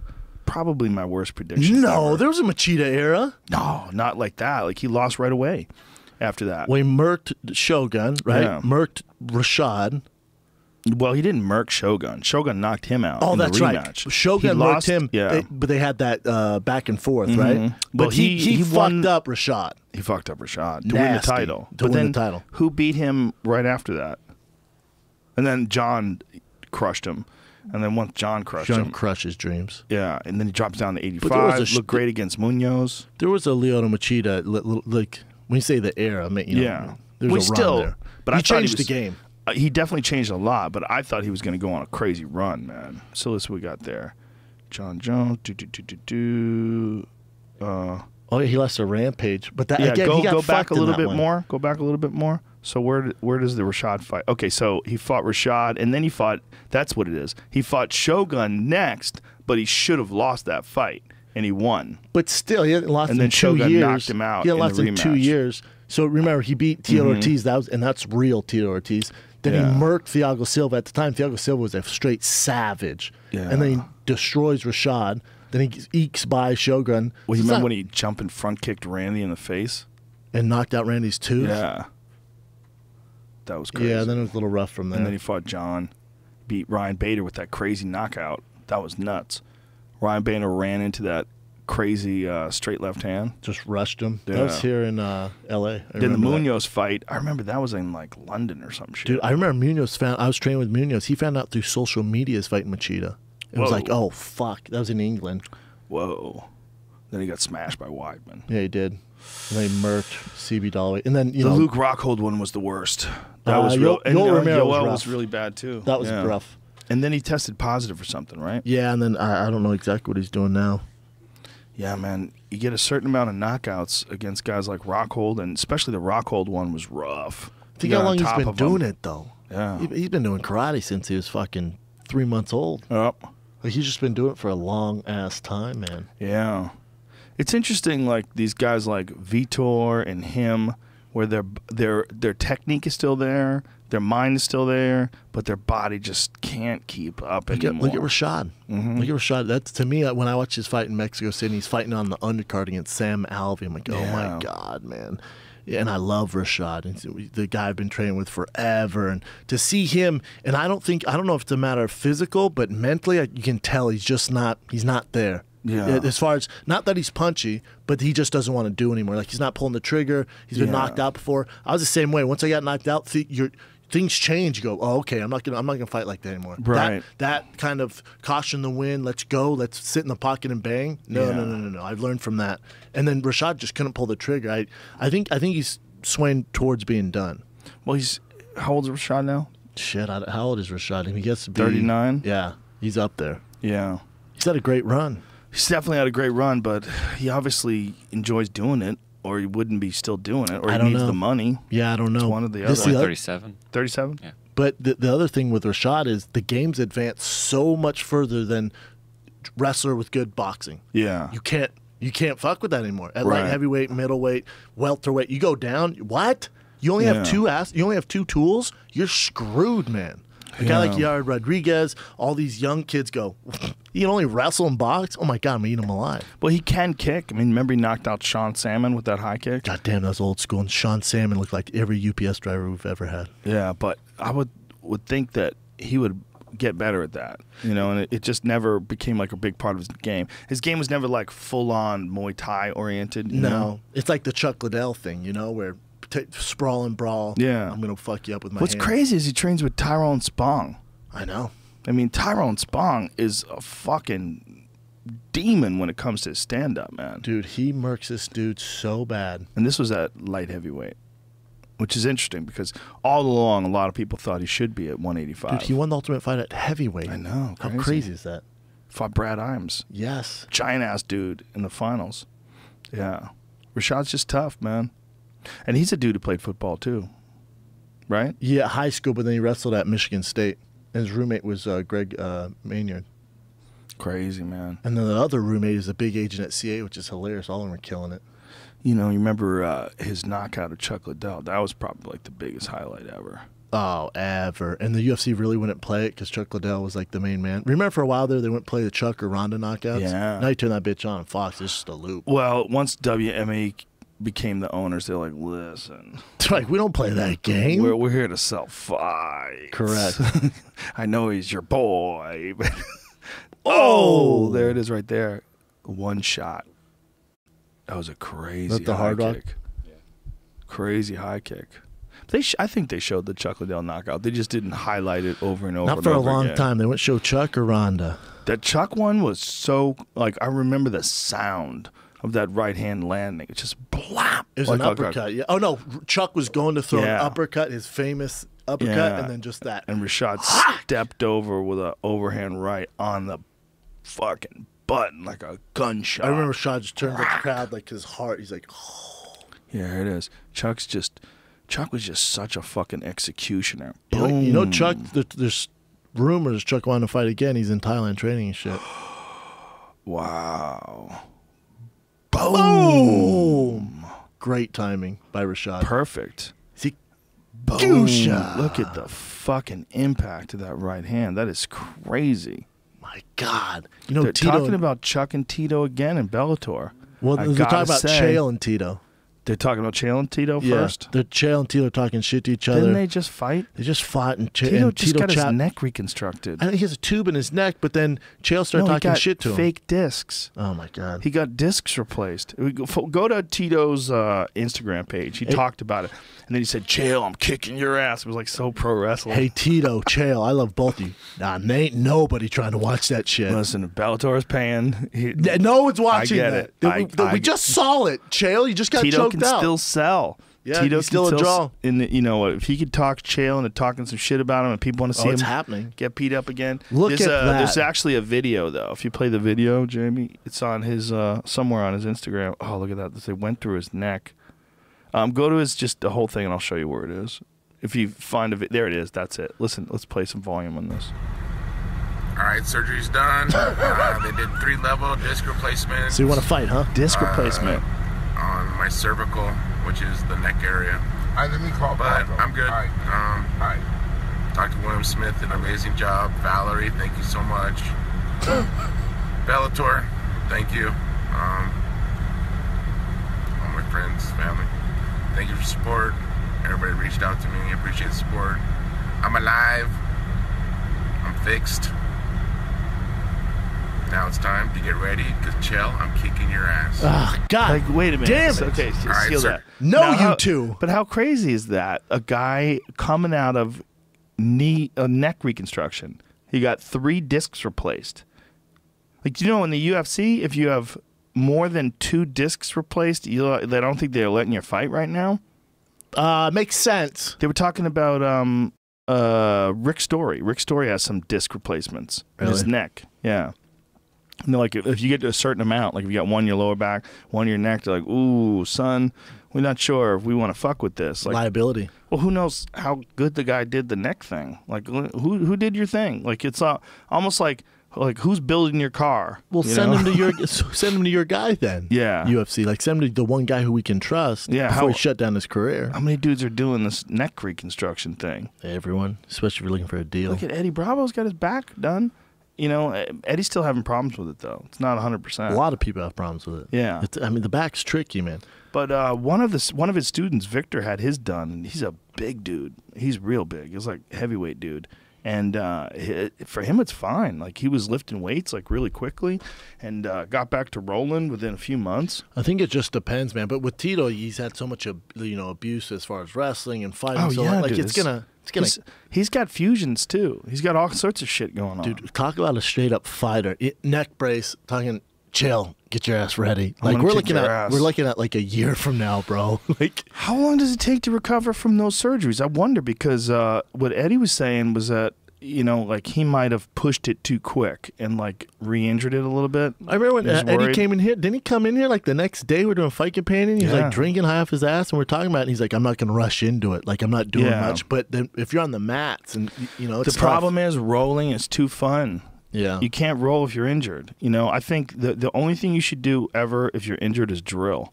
And just use it as a time to drill, because you can get really good. You can get really good by drilling. But as soon as you're like, if you're dealing with something that's recovering, like a surgery, if you like have to explode and exert weird energy in weird ways, you never know. Like you don't want to get tapped. You don't want your guard to get passed. You don't want, so you'll just fucking you're in the middle of it. You'll and when you do that, man, pop, messes everything up. You feel the back where you got surgery twinge again. You're like, game over. Fucked all that work up. I'll tell you what's crazy. Speaking of injuries, is when I saw Paddy Hooligan in Dublin. You know, and he's an outgoing, smart dude, speaks well. We're talking. I'm like, dude, so when's the next fight? And his whole team was just like, God damn it, Schaub. I'm like, what? And I didn't hear it. But he has a rare blood disorder. Less than 1% of the world have it. And it's really not that dangerous. But if something were to happen, it's like super dangerous. So the UFC's like, it's too much of a risk. We can't clear you to fight. So he's done. Whoa. So how does the blood disorder work? I'm not sure. You have to look it up, Jamie. He has some super rare blood disorder. Super, super rare. Where you have to look it up for. I don't want to. So is the concern like if he needs a transfusion or something? Yeah, something like that. Where the UFC, he's just too high of a risk. So he's done. But he was opening a gym at SBG with Conor at their gym, and then he decided to do his own, like up the street. Wow. So he's doing that. But crazy story, man. Crazy story. I had no idea. I felt bad for him, but good spirits, man. Good spirits. He's gonna start doing podcasting. Wants to start doing some other stuff. Well, that's cool. You know, here it is. He was born with a factor missing in his blood called factor 13. I never disclosed it until now. It came to the UFC's attention from a third party. I can no longer pass the medical requirements to compete. Only 1 in 5 million people are diagnosed, so I knew that it was rare. Organizations wouldn't understand or take a chance at me. As I found out now, I never explained in full to John or my team the actual risks because I didn't think there was excess risks. So if he doesn't think there is an excess risk, it's a disorder that is only dangerous for me and not my opponents. I really did see MMA as a way to have a real shot at life for myself and my family, and it turns out I was right. Wow, I have mixed emotions. Oh, this is sad. Can you look up the disorder? How sad is it? Yeah. But you talk about a guy who his spirits are super up. Like he was joking about it. He's just like, what the fuck? You know, he has a son, and his girl was there, and I was just like, oh, I felt so bad for him. But he was like, whoa, I got this. I'm doing my thing here at SPG. Yeah. I got my own gym. You know, like things are good, man. I'm starting getting into podcasting. Hey. He's gonna be good at it too, man. If you can get that good at fighting, you can get that good at anything. You just have to think about it the right way. Here it is. Here it is. It's a rare, clotting. Oh, yeah. Ooh, a bleeding disorder characterized by a deficiency of clotting factor 13. Clotting factors are specialized proteins that are essential for the blood to clot properly. Oh, he's like a hemophiliac. Uncontrolled bleeding episodes. Fuck all that. Like, what if you get Marvin Eastman in the head? It starts pouring blood and they can't stop it. Yeah. You know, like, there's something about foreheads. Like, foreheads just bleed a lot. Especially with the elbows. That's usually the peak of the elbow hit. Like, think about how much more foreheads bleed than, like, a knee. Oh, yeah. You know? But, you know what I'm saying? Elbows, like, fucking, if when you get kneed, it's always in the face. Your shit's all fucked up. Yeah. But with Paddy, that's a bummer, man. 1 in 5 million. Crazy. What are the odds? I know, man. Super heartbreaking. Do you know the odds on Floyd Mayweather and Conor McGregor are only 4-1? 5-1 right? Connor's plus, I saw it plus 550. Oh, maybe it's changed. Maybe it's changed. I think I had something to do with those odds swing. I've been on this hound, this Conor dick ride hound, changing the game. Complete Conor dick diver, just changing the odds. You really think he's got a chance? Yeah, I do. He's bigger. I really do. He's a lot bigger, man. It's I'll like tell you that. Mack truck. He's awkward. Floyd 2 years off. I'm a little curious why Joe he's Smith doing Jr., Bernard Hopkins. Correct. Plus 325. Holy balls. Whoa. It's down to 3. Take a bow. Jesus Christ. Crazy. Floyd Mayweather's at minus 450. You want to hear something hilarious? Those odds are smaller than when he fought Canelo. That's crazy. Those odds are changing because of the fucking video. Yeah, well, that and just a matter of the amount of people are betting on Conor. They need I know how bets work. Well, I'm just saying, people that are listening, they might not. You know what? I think, does. Do you think Floyd people know like what the odds are? Like that's what the odds are. When I explain odds, people are like, "What the fuck, man?" Really? They don't even understand how you win $100. Most people. I have to explain it every time we go to the UFC to someone. Yeah, I bet when the odds first came out, I fucked up. I thought I got 26-1. I got it 15-1. Conor to win by knockout. It's always so weird when you see the numbers like plus 450. Like what? Who comes out? How crazy! Especially when they open with it. You know, if they open with an odd, that's when it gets really crazy. How do they do that? It's like an expert opinion. They do it on purpose to get because they want betting. So they do it on purpose to get people to go here. So Floyd loves this because, you know, Floyd always bets on himself and a shitload of money. So Floyd's like, yes, keep it going. Did you see footage came out that, not footage, but news leaked, and I think it's all honey dicking, that Zab Judah knocked out Floyd Mayweather in training and Floyd shut down the gym? What? Yeah. Look that shit up, Jamie. Pull that shit up, Jamie. Whoa. I'm telling you, Zab Judah yesterday, they said knocked him out. Whoa. I think it's all smoke and mirrors. I think Floyd's just trying to sell this to the max. Well, that would be smart on Floyd's part. He's brilliant. How close is he with Zab Judah that they would organize that? I mean, Zab Judah's like, yeah, I'll take that shine. When's the last time you mentioned the name Zab Judah? Very good point. Word from inside the money team, Zab Judah knocked out Floyd Mayweather in sparring during a wild exchange where both boxers began to brawl. Apparently, Floyd kicked everyone out of the gym afterwards. More to come. Zab was mimicking Conor and just came right after him. Whoa. This is Mario Vegas Post. Mario Vegas Post. Can we trust Mario? Mario, talk to me. Mario, what do you know? Well, I look at him. That glamour shot, headshot bothers the fuck out of me. Doesn't bother me at all. He looks like a very reasonable American. He has 14 tweets, 100 followers. I'm sure he votes conservative. You know what? But I he's think probably a pretty sensible guy that you can have a conversation with. I think he's a troll. I wouldn't mind having a beer with him. See, I don't believe that. I think there'd be more smoke. I think literally Floyd's just playing this full heel. Like, it might be. I got knocked out. Look, Conor definitely a week before. Or Zab Judah and him might have gone to war because he does go to war in gyms. He does. I mean, you've seen him talk shit and go to war with people in sparring sessions. Now, Zab Judah ain't young either. Zab Judah, yeah, it's true. But Zab Judah can crack. We know that. That's a fact. Yeah, he cracked Floyd a few times when they fought, if you remember that. He can crack. Yeah. Floyd Mayweather and Zab Judah unleashed chaos in Las Vegas. This is from April. Yeah. Wow. Looks back at the tempered battle between Mayweather and the current sparring partner, Zab Judah. Yeah, they had a great war, man. Phenomenal fight. And if Zab Judah, I mean, look, Zab Judah's lightning fast. If he hasn't lost a step, and they actually did get into a wild exchange, and Floyd got crazy, it is entirely possible. Did you say hasn't lost a step? I mean, Zab Judah? I guarantee he has. Yeah, probably. But I mean, as far as like his speed and power, I bet it's still there. I bet his like timing. But what I'm trying to say, you're right. His reaction time. Losing a step is probably not the best way to describe it, but he's still got his skills. He's still got some serious power. He knows how to drop bombs. And if he drops a bomb on Floyd, if they really did have some crazy exchange, it's 100% possible you could imagine a guy like Zab Judah at least knocking down Floyd. I'll tell you this. If he did get knocked out a week before the fight, and you're fighting Conor next Saturday, bueno. We going Sizzler. I might just fucking... No bueno. I'm the new president of Showtime, everybody. I like this. Same story kind of happened before the Pacquiao-Mayweather fight. And, well, maybe that happened. If it said flooring, Zab Judah denies flooring Mayweather during sparring as he prepares. Maybe Zab Judah just whoops his ass in there, like Uriah Faber style. He's probably so comfortable with being there with Floyd. He's boxed Floyd professionally as a fighter and as his training partner. True. Like, you know, like you get each other's patterns. You understand each other's patterns. Yeah. And who knows also, you know, like, who knows how seriously Floyd's taking this? That's he needs the money for sure. That's the other thing is like rumors coming out. Like, again, these are all rumors. Have you seen the condition? Love rumors. Me too. I love the drama. I get so excited. Me too. I'm like, yes, yes. What else happened? Keep it coming. Come on. Have you seen the picture of Floyd at 40? He looks good. Good. That motherfucker looks like he's on that Brock Lesnar. He looks shredded. Yeah, he looks great. Under 2.5. Wow. Wow. Interesting. Yeah, that's the only way McGregor's going to win, I think.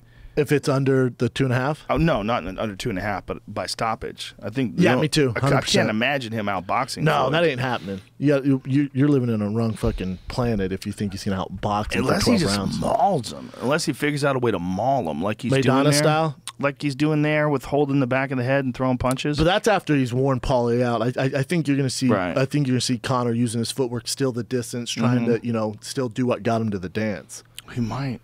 What if he drops one on Floyd and Floyd goes stiff and face plants? I would love that. I think he's going to land one on Floyd. And I think Conor wins the spectacle, but probably loses in a decision. But if there is a stoppage, it's Conor knocking him out. Well, you know, we were talking today about them going to 8-ounce gloves.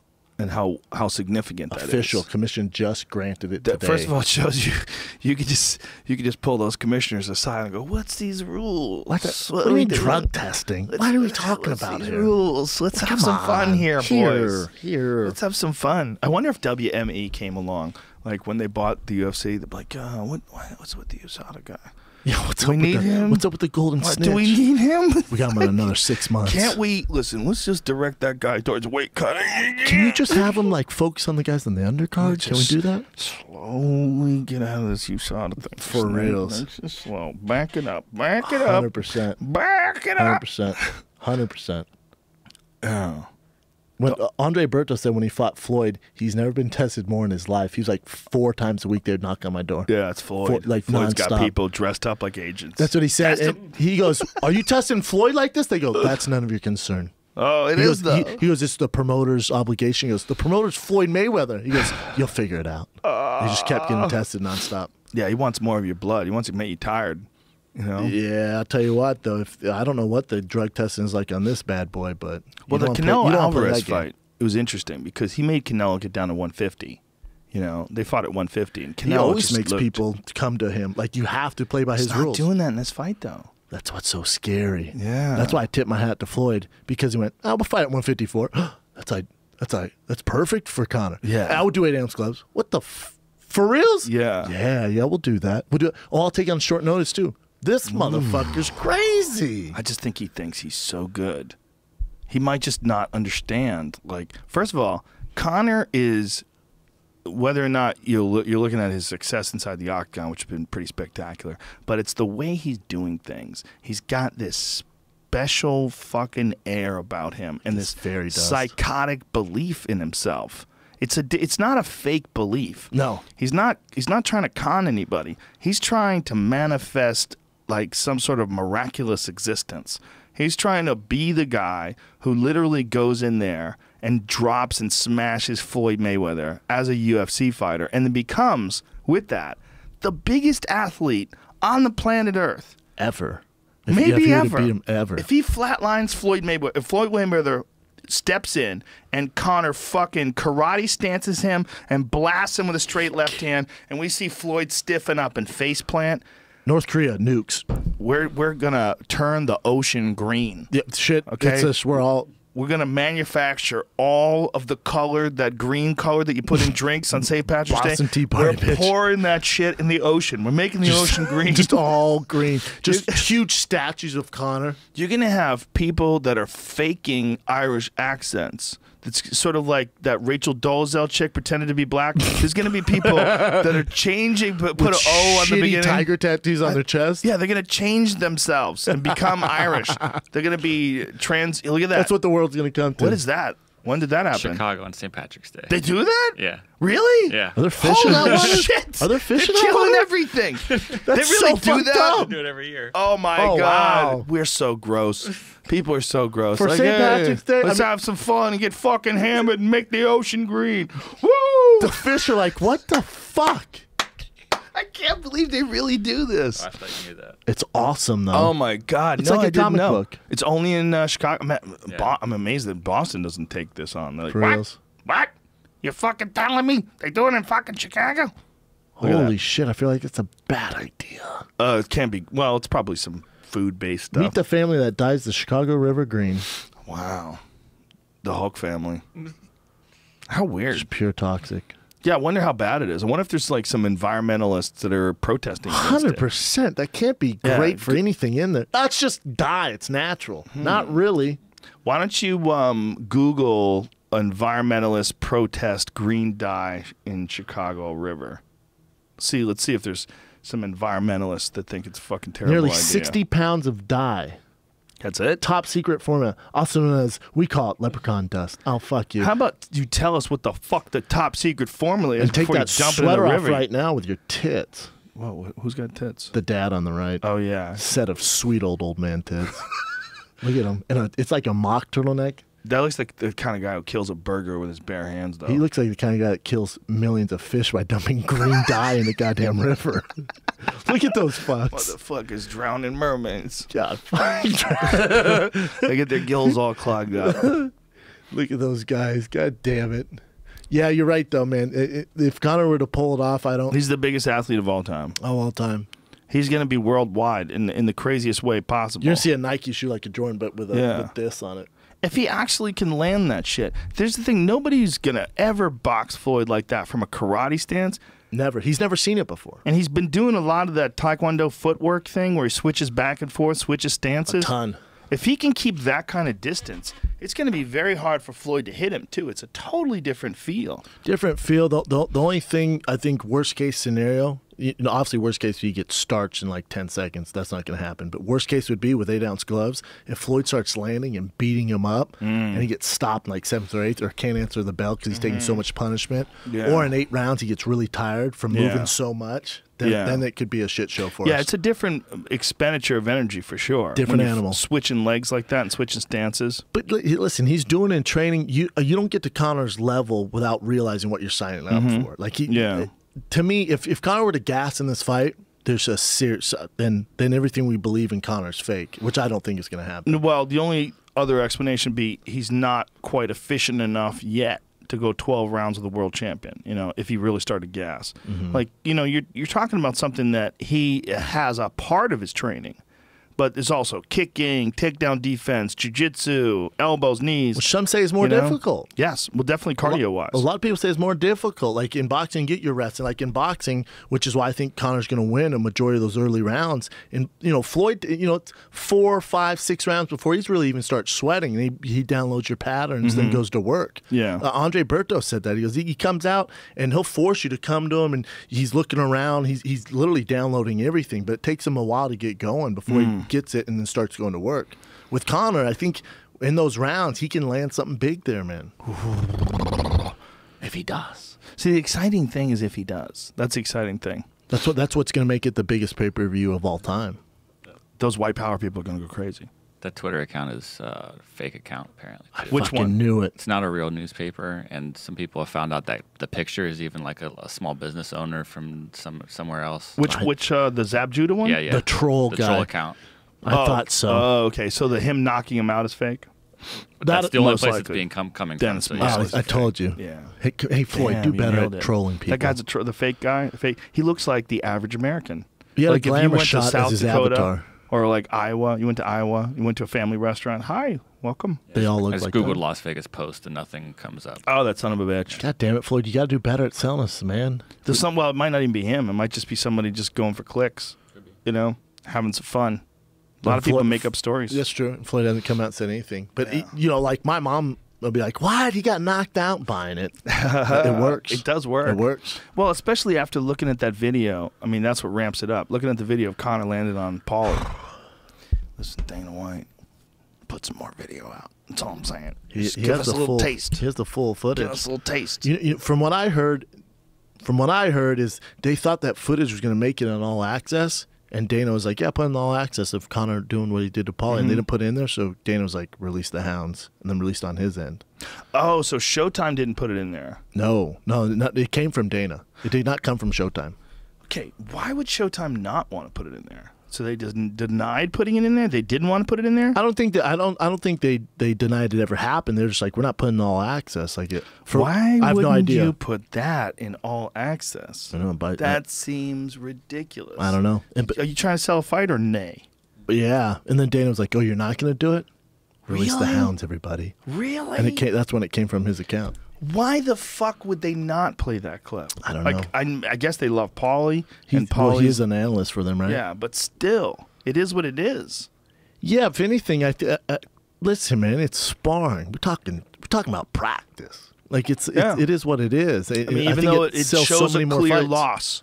Those in those exchanges, there was a clear loser and a clear winner. Doesn't mean the entire sparring session was, and we won't know that until after the fight. And most knowledgeable fighting fans know that, like, oh, that's a part of it. But shit, Conor can actually hit. Like shit, he looks pretty good. He looks real good. And even if you're a boxing fan, you're like, holy shit, that's Paulie Malignaggi. He just got rocked. Yeah. Shit, maybe I will buy the fight. Yeah, it's gonna be the biggest no matter what. I'm gonna buy it.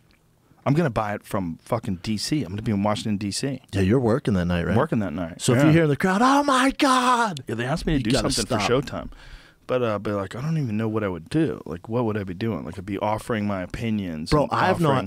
I fly out next Monday. I'm working. I'm on the whole coverage team with Showtime, Tuesday through Saturday. I don't know what I'm doing on Saturday yet. Honestly, dude, I really feel like if they were smart, like this kind of shit, like the kind of shit that we do when you and I just sit down and talk. Yeah. This is really what they need. Yes. When you get a bunch of goofy people sitting around with ties on in some circle and everyone's talking over everybody. And there's a production meeting and you say this and you say this. I agree. Yeah, and there's Morrow and then there's fucking 2 or 3 boxers and everyone's... Al Bernstein. Yeah, and they're all talking over each other. It's not, in my opinion, it's not the most entertaining way to listen to people break down shit.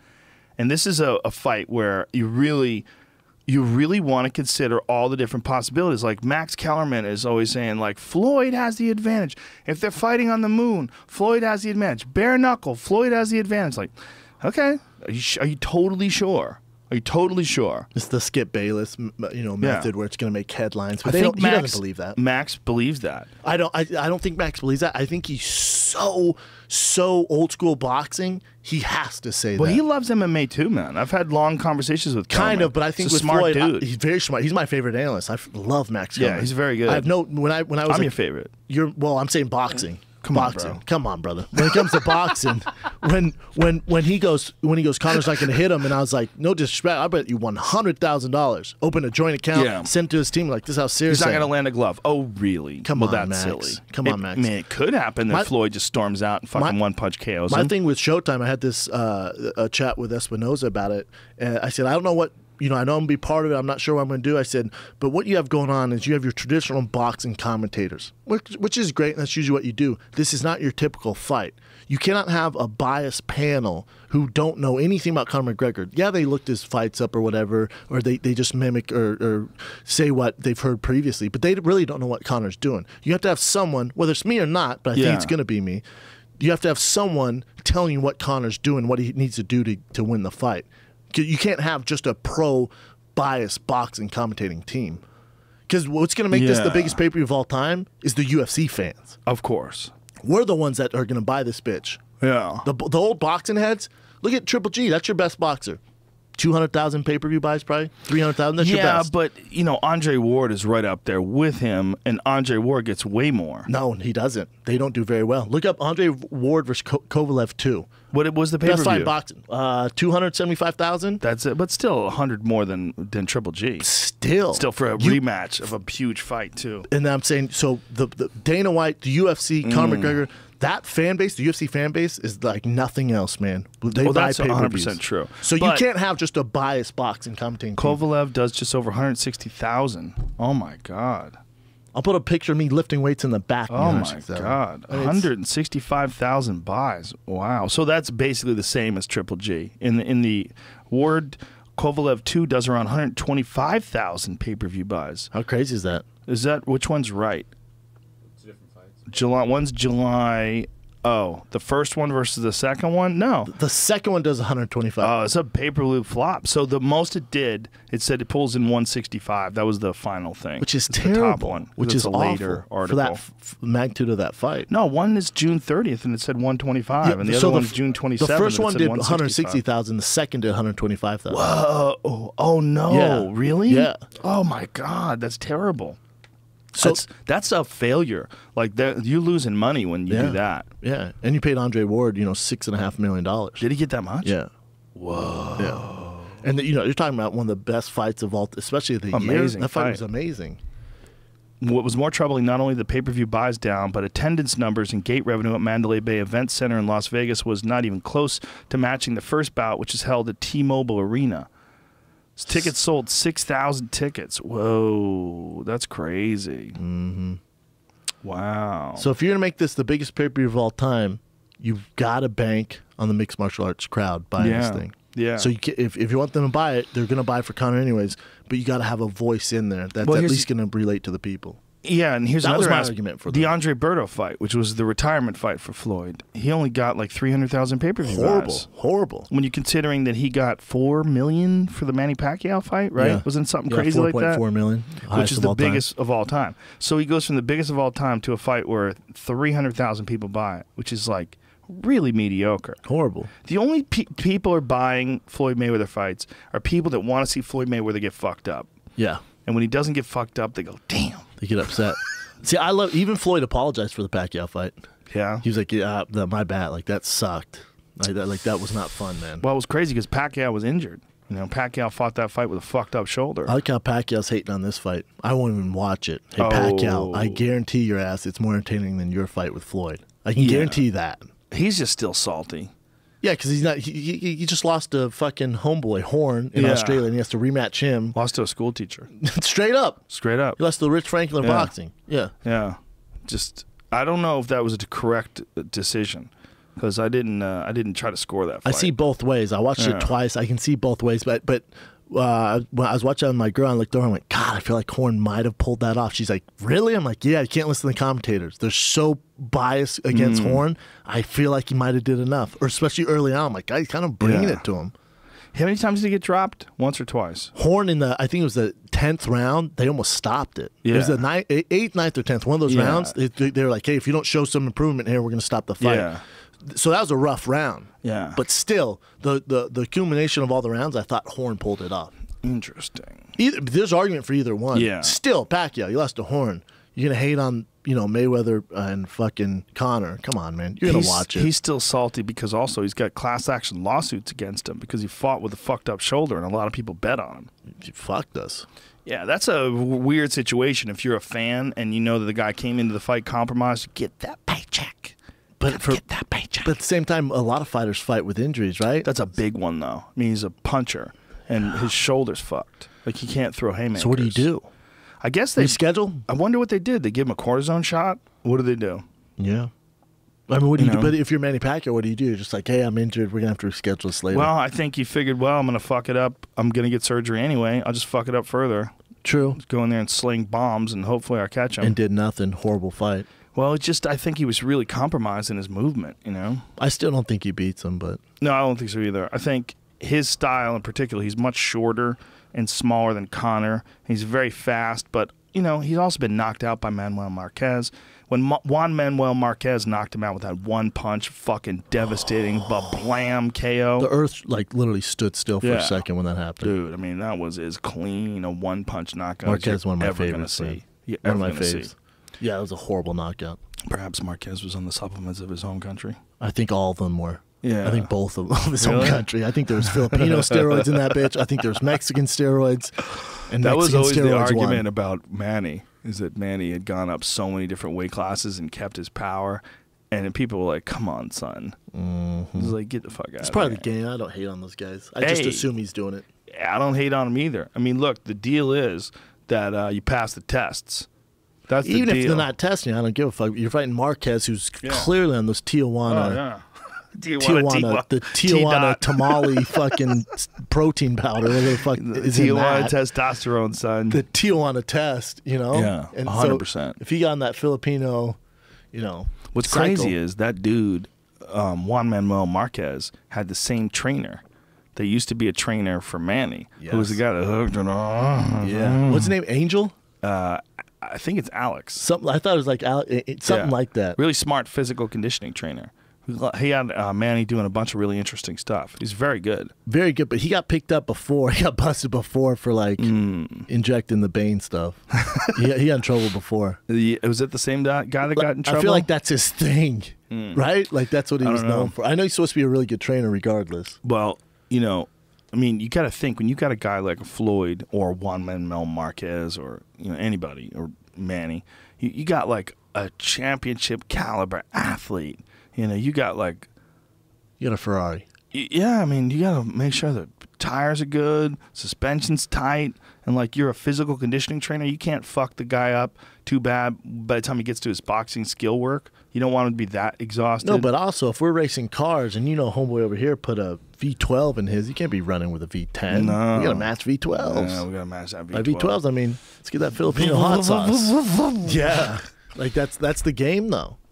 Yeah, when Manny was in his prime too. Oh my God! Remember him? Jacked. jacked little dude. And then remember, he was like at strip clubs, like wilding out, very John Jones-ish. And then his wife was like, "This shit has to stop." And then he got flatlined, and he's like, "Jesus, let's do it." Yeah, he found Jesus. Started dressing all weird, running for government and shit. Changed his life.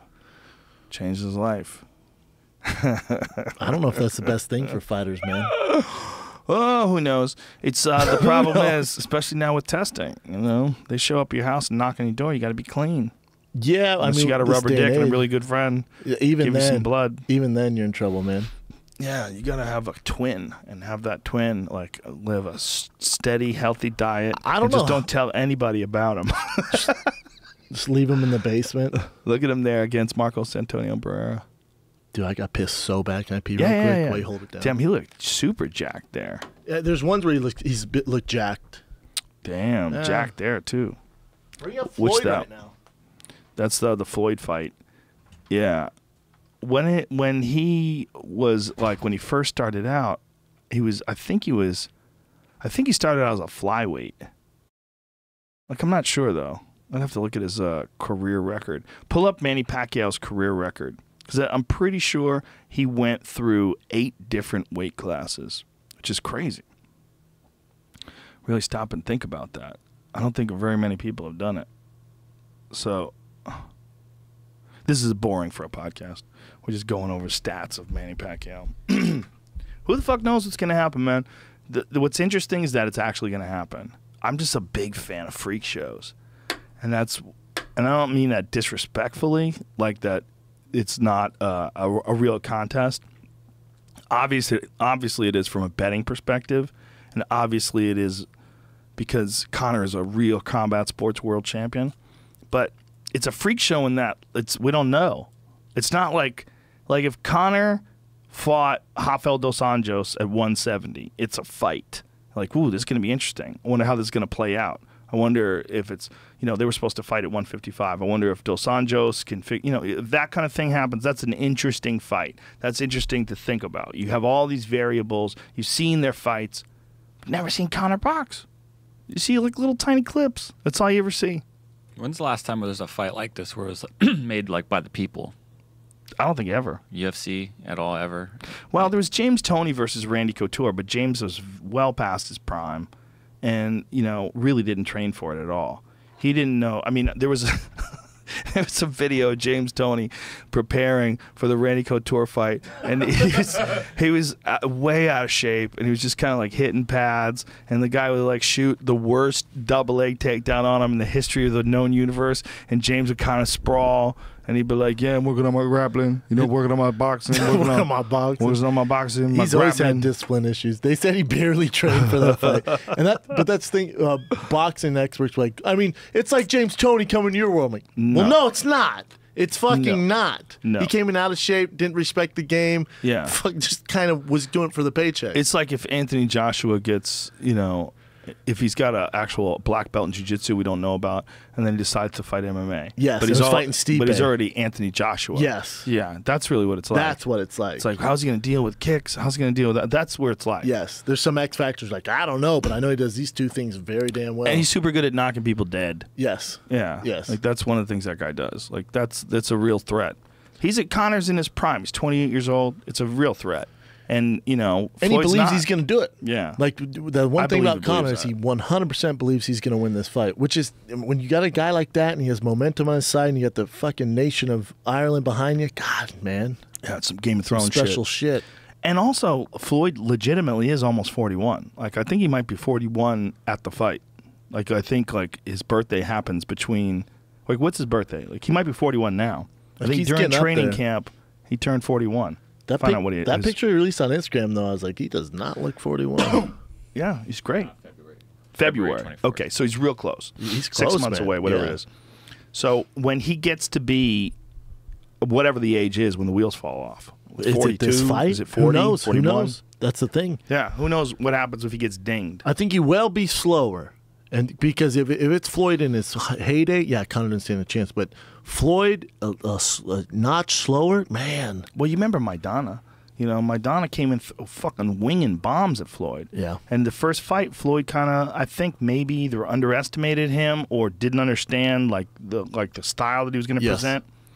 And he got clipped. He got clipped with one punch at the end of one of the rounds where his legs wobbled, and I was like, whoa.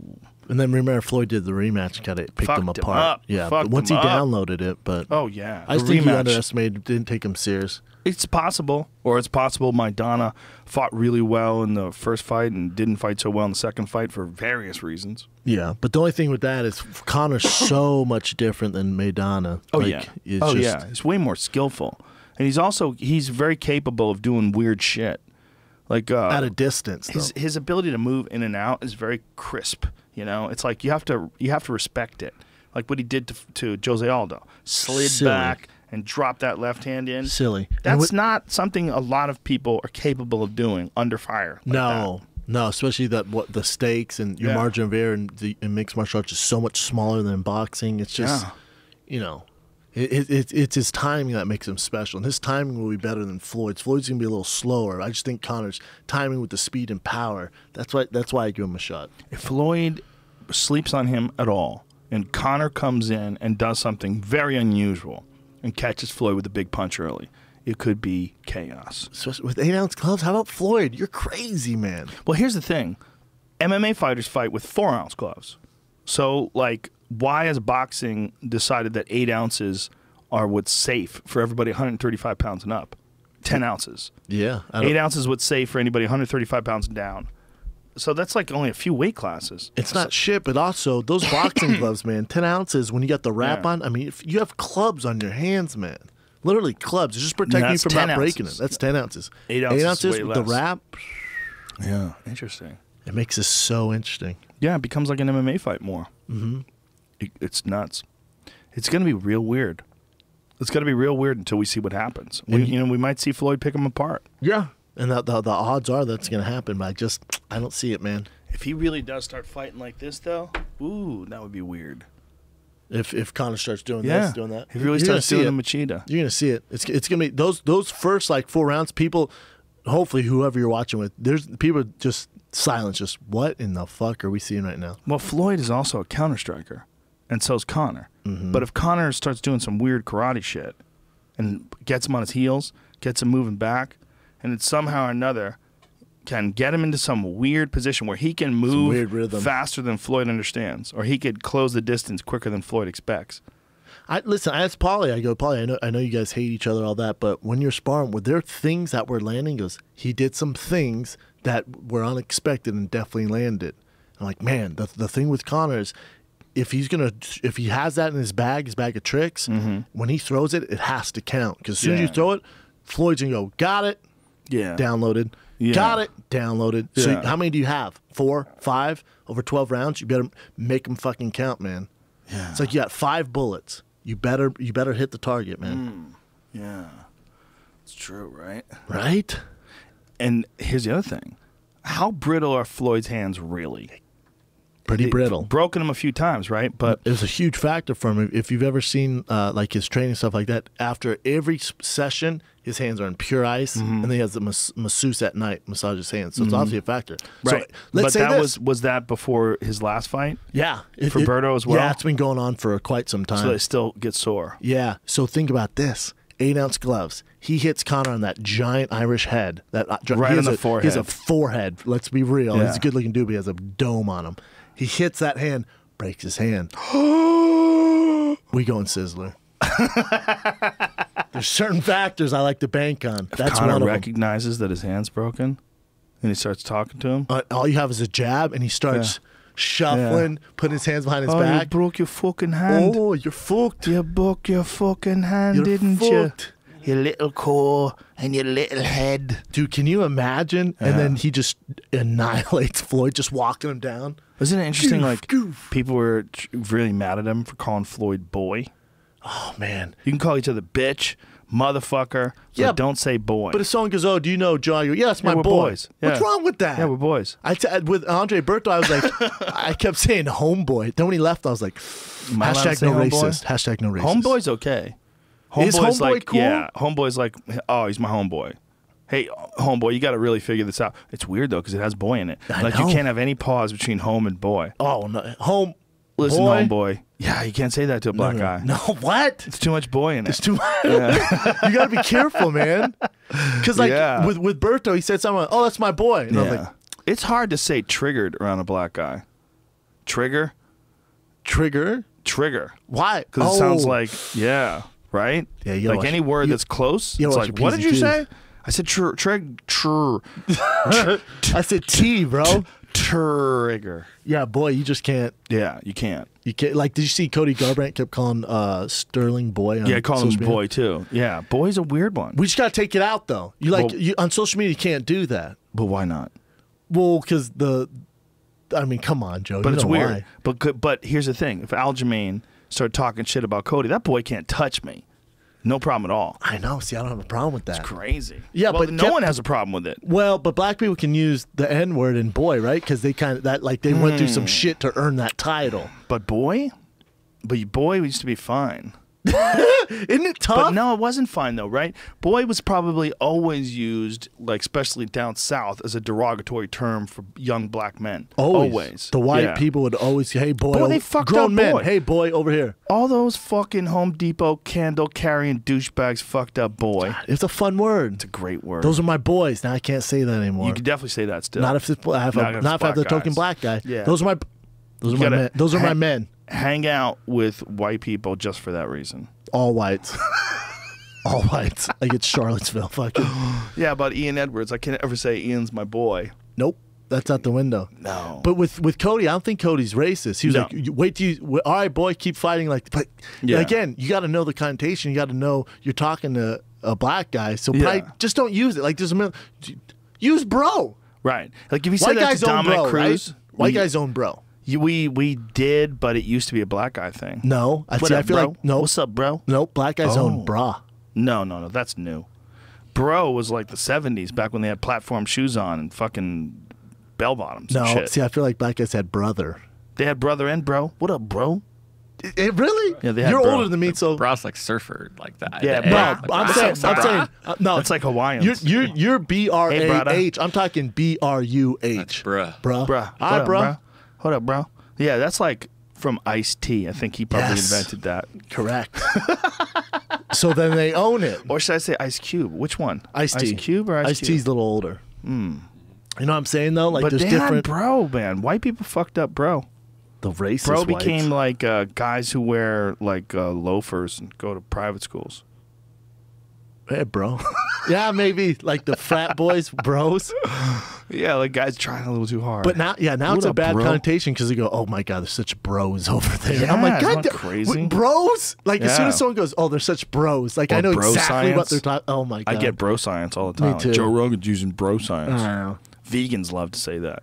Bro science. Yeah. We know exactly what bros are, don't we? It's a funny thing, but it's anti-male in a lot of ways, and it's really rude. But they get upset if you mock anyone that's transgender or anyone that's a woman or anyone that's gay. But they have no problem calling us bros. Yeah. They got no problem shitting on the very essence of being a man is broing out. Yeah, broing out. Broing out. And now I'm embarrassed to say it. And then it's toxic masculinity, man. It's toxic. I mean, if I post a picture of this podcast and went, me and my bros, we're getting roasted. Getting roasted. The bro squad. Broed it out. Didn't used to be that way. It's become that way over the last few years when so many douchebags use bro. We did it to ourselves. We did it to ourselves. Well, a lot of tools did it because they took it over and used it. Yeah, it's not we. We're being generous and including ourselves and the rest of the men who fucked it up. True. We didn't fuck it up. I feel like we made it cool. But we use brother now. That's right, brother. Yeah, brothers. Brother can work. Yeah, brothers, like, you can't just throw the term brother around. Like, a guy I barely know tonight, I won't be like, oh, what's up, brother? You can't do that. It's tricky. Unless you're Hulk Hogan. Unless you're, like, so friendly, you want everybody to be your brother. Like, woo, okay, you could be that guy. Ah, man, I don't trust a guy who uses brother just with anyone. You know what I'm saying? You can't. I throw it around a lot if I'm high. If I'm high and I meet strangers. What's up, brother? You know, at the meet and greets, I say, oh, what's up, brother? Yeah, see, that's different, right? It's different. You experienced something with them. They saw your show. I know. Right? A little bit different. We are brothers. Yeah, in a way. In a way. Hey, man, what do you think about this Tony Ferguson-Kevin Lee fight? That's a good goddamn fight. I love that fight. Kevin Lee is a bad motherfucker, Isn't man. he? He took Michael Chiesa's back and strangled him like that. Definitely choked him. Like, I know Chiesa was upset. Yeah, Nah, you're Chiesa's going upset. out, son. Maybe he would have survived, but the bottom line is that shit was locked up, and it should have never gotten locked up. Well, where I come from, when you go like this and then your body goes limp, you're about to go out. Well, he was saying that he was just concentrating on his neck, just flexing his neck. Yeah, me too. I was pretending I was asleep when Nogueira punched me in the face. But no, for real, like if a guy's really good at getting choked and he can figure out how to like kind of tuck his chin and flex his neck and just ride out the choke, and if he thinks he's got enough air, not a rear naked. And Kevin Lee, Kevin Lee is a straight up strangler. Like that's a strong fucking dude on your neck. 100%. I know black belts, man. You get their, and Chiesa is a black belt. Yeah, he's a high level grappler. He's not a black belt. He's not ranked, but he's a high level grappler. I believe he has black belt level, especially in the UFC. Yeah, I'd say he's a black belt level grappler in the UFC. Yeah, I agree. That's fair to say. Oh yeah, I definitely think he's at black belt level. I know high level competition black belts where if a blue belt gets on your back and they have a full sunken and rear naked choke, there's not much you're gonna do. You can hand fight, but if you're actually in, you're fucked. Especially a strong athletic guy like Kevin Lee. I get Kevin Lee on this, and I love Michael. He's a beast. I like all his fights. I just feel like Kevin Lee, man, I think the division needs him, too. He dresses well, speaks well. He's exciting to watch, 100%. He's just the mistake that Mario made in stopping that fight before an absolute conclusion is a big mistake. Oh, Mario fucked up. That's the real just loser. a choke. Yeah, it's just a choke. It's a choke. You what are you doing?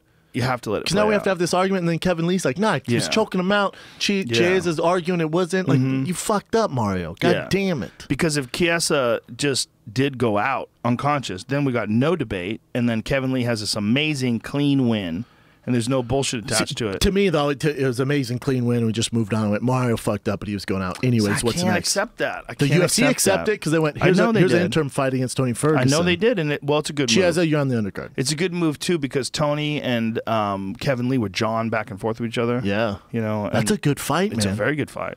Kevin Lee's a beast, and he's a young guy. He's one of those guys.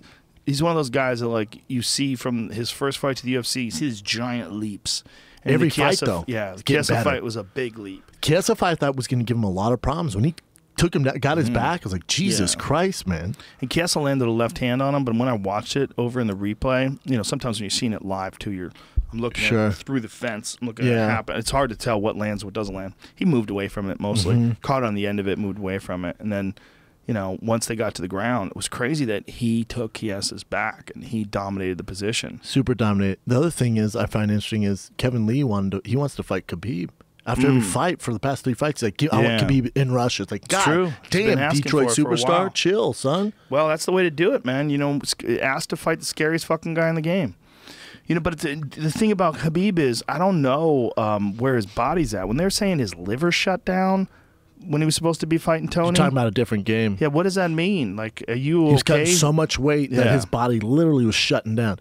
If a fucking Russian goes to the hospital before a fight, we got some serious problems. Where he didn't cut weight right and cut too much too soon. And then it's not even that they cancel the 5-round fight for the interim title and have a 3-round fight for a catch weight. They don't even do that. They're like, you can't fight. The commissioner was like, nah, man, his liver's shutting down. This is why when people are like, oh, we got Khabib versus Conor next, let's just talk about that logistically. Yeah. You got a guy who can't make weight, almost died making the weight. You can go on a world tour against the biggest name ever in mixed martial arts and Conor McGregor. That's going to be your fight? You think Conor's just going to commit to that? Come on. How could he do that? Why would you do that? Not only that, Michael Johnson fight with Khabib apparently had the same issue, but he got through it.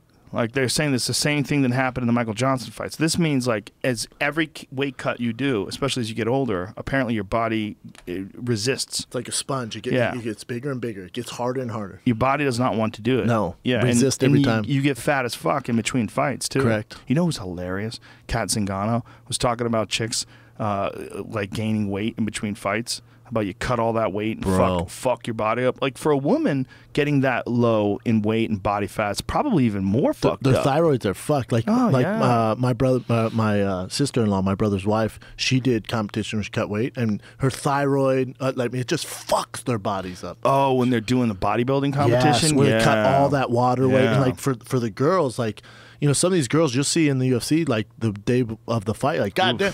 That's a supermodel. Yeah. And you see her 3 weeks later, like, God damn. Yeah. How does Paige VanZant look like Adele right now? Like, how did, like, they just blow up? Like, it's literally like their body just goes, Well, their body just probably really resists that weight cut. It's just not doesn't natural want to do it all that. anymore. No. Yeah, like probably your body goes into famine mode. You know, he starts thinking, we got to retain some water on this bitch. Cat's looking for that Cyborg fight, but Cyborg's trying to fight Holly in Madison Square Garden. That's a big fight. I talked to Cyborg 2 days ago, and she's like, man, Holly, Madison Square Garden, that's what I want. Well, that's what a we're trying fight to get. where there's some money. You know, I mean, Holly is coming off that Jermaine Durandame fight, which she cracked her with that high kick. That too. Amanda. Yeah, the Bet I'm sorry, Correia. Bet Correia, yeah. Yeah, but Bet Correia was really not in her league, in my opinion. Not at all. Whereas She just Jermaine needed to win. Durandame is, she cracked Jermaine Durandame with that high kick and then dropped her with that straight left hand. Like, Jermaine Durandame is as legit a striker as you're ever going to see in women's MMA. Agree. So as long as she's not fighting Cyborg, she's for Holly to bad. drop her, yeah.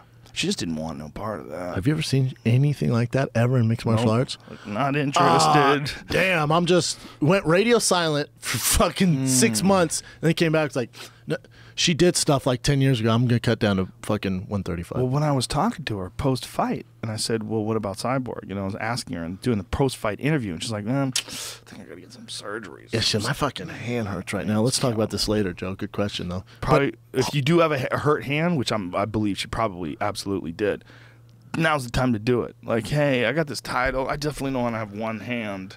If you're fighting But Chris she didn't do Cyborg, anything, right? She was just like, nah, that was an excuse. She might have. But she vacated the title because she's like, nah, I'm not going to do that. Holly, She's fighting again soon. yeah. Who the hell Not is at she that weight fighting? class. She's fighting at 135. 135. Yeah. She vacated the belt. Was like, nah, we're good. Cyborg, have fun up there. Holly versus Cyborg's an interesting fight because I think stylistically, Holly's the perfect matchup to beat Cyborg. I don't think she beats her, but style-wise, she's made to beat Cyborg. Think about this. Let's just go through. Think if Holly beats Cyborg. She's the greatest female mixed martial artist of all time. Murks Ronda with a head kick. So she beats the greatest, the greatest of all time. Murks her, goes on a little bit of a tough run. Who gives a fuck? Right. Then beats Cyborg. So he beat Ronda and Cyborg. Right. We're going Sizzler. Yeah, and then Miesha Tate comes back. Get you some. 'Cause she was whipping her ass for 5 rounds and then just got choked out at the end. But think about it, man. You beat Ronda, who was undefeated at the time. Then you beat freaking Cyborg. If she beats Cyborg and Miesha comes back and fights her again, that's a giant fight. It's a giant fight. If Miesha wants to fight again. If she wants I bet to. she would do it for that. She's sitting around for Super a while, fights. get that itch. She's like, God, this UFC Tonight kick is lame. Kind of getting bored. God, I'm bored as shit. Itchy as fuck. Miesha Tate's still first team all cutie up there. Oh, yeah. Yeah. First team booty. Them titties. Those are recent. Those UFC titties. UFC titties? Those are some pure UFC titties. But with Holly, if Holly can somehow, I don't think she's going to, but you never know. I didn't think she was really going to beat Ronda. But if she somehow can pull it off and beat Cyborg and she beat Ronda, oof. Do we just give her like some weird statue in front of the UFC gym now? Like, how's this work? But don't you think that in their eyes, like, there's always going to be, even though she beat Ronda, like, Ronda's the one that put the thing on the map. She's always going to be revered more. I don't think so. I think she has such a crash landing, like the worst of all time, and she's gone radio silent, that we don't remember that climb. Do you think people are upset at her? Like, you weren't really a fighter. Like, you're only a fighter for a little bit. If you were really a fighter, you'd still be there. You'd be getting back into it. You're still young. People are going to get upset no matter weird. what. Yeah. No matter what. Yeah. No matter what. People are weird with that kind of shit. No matter what.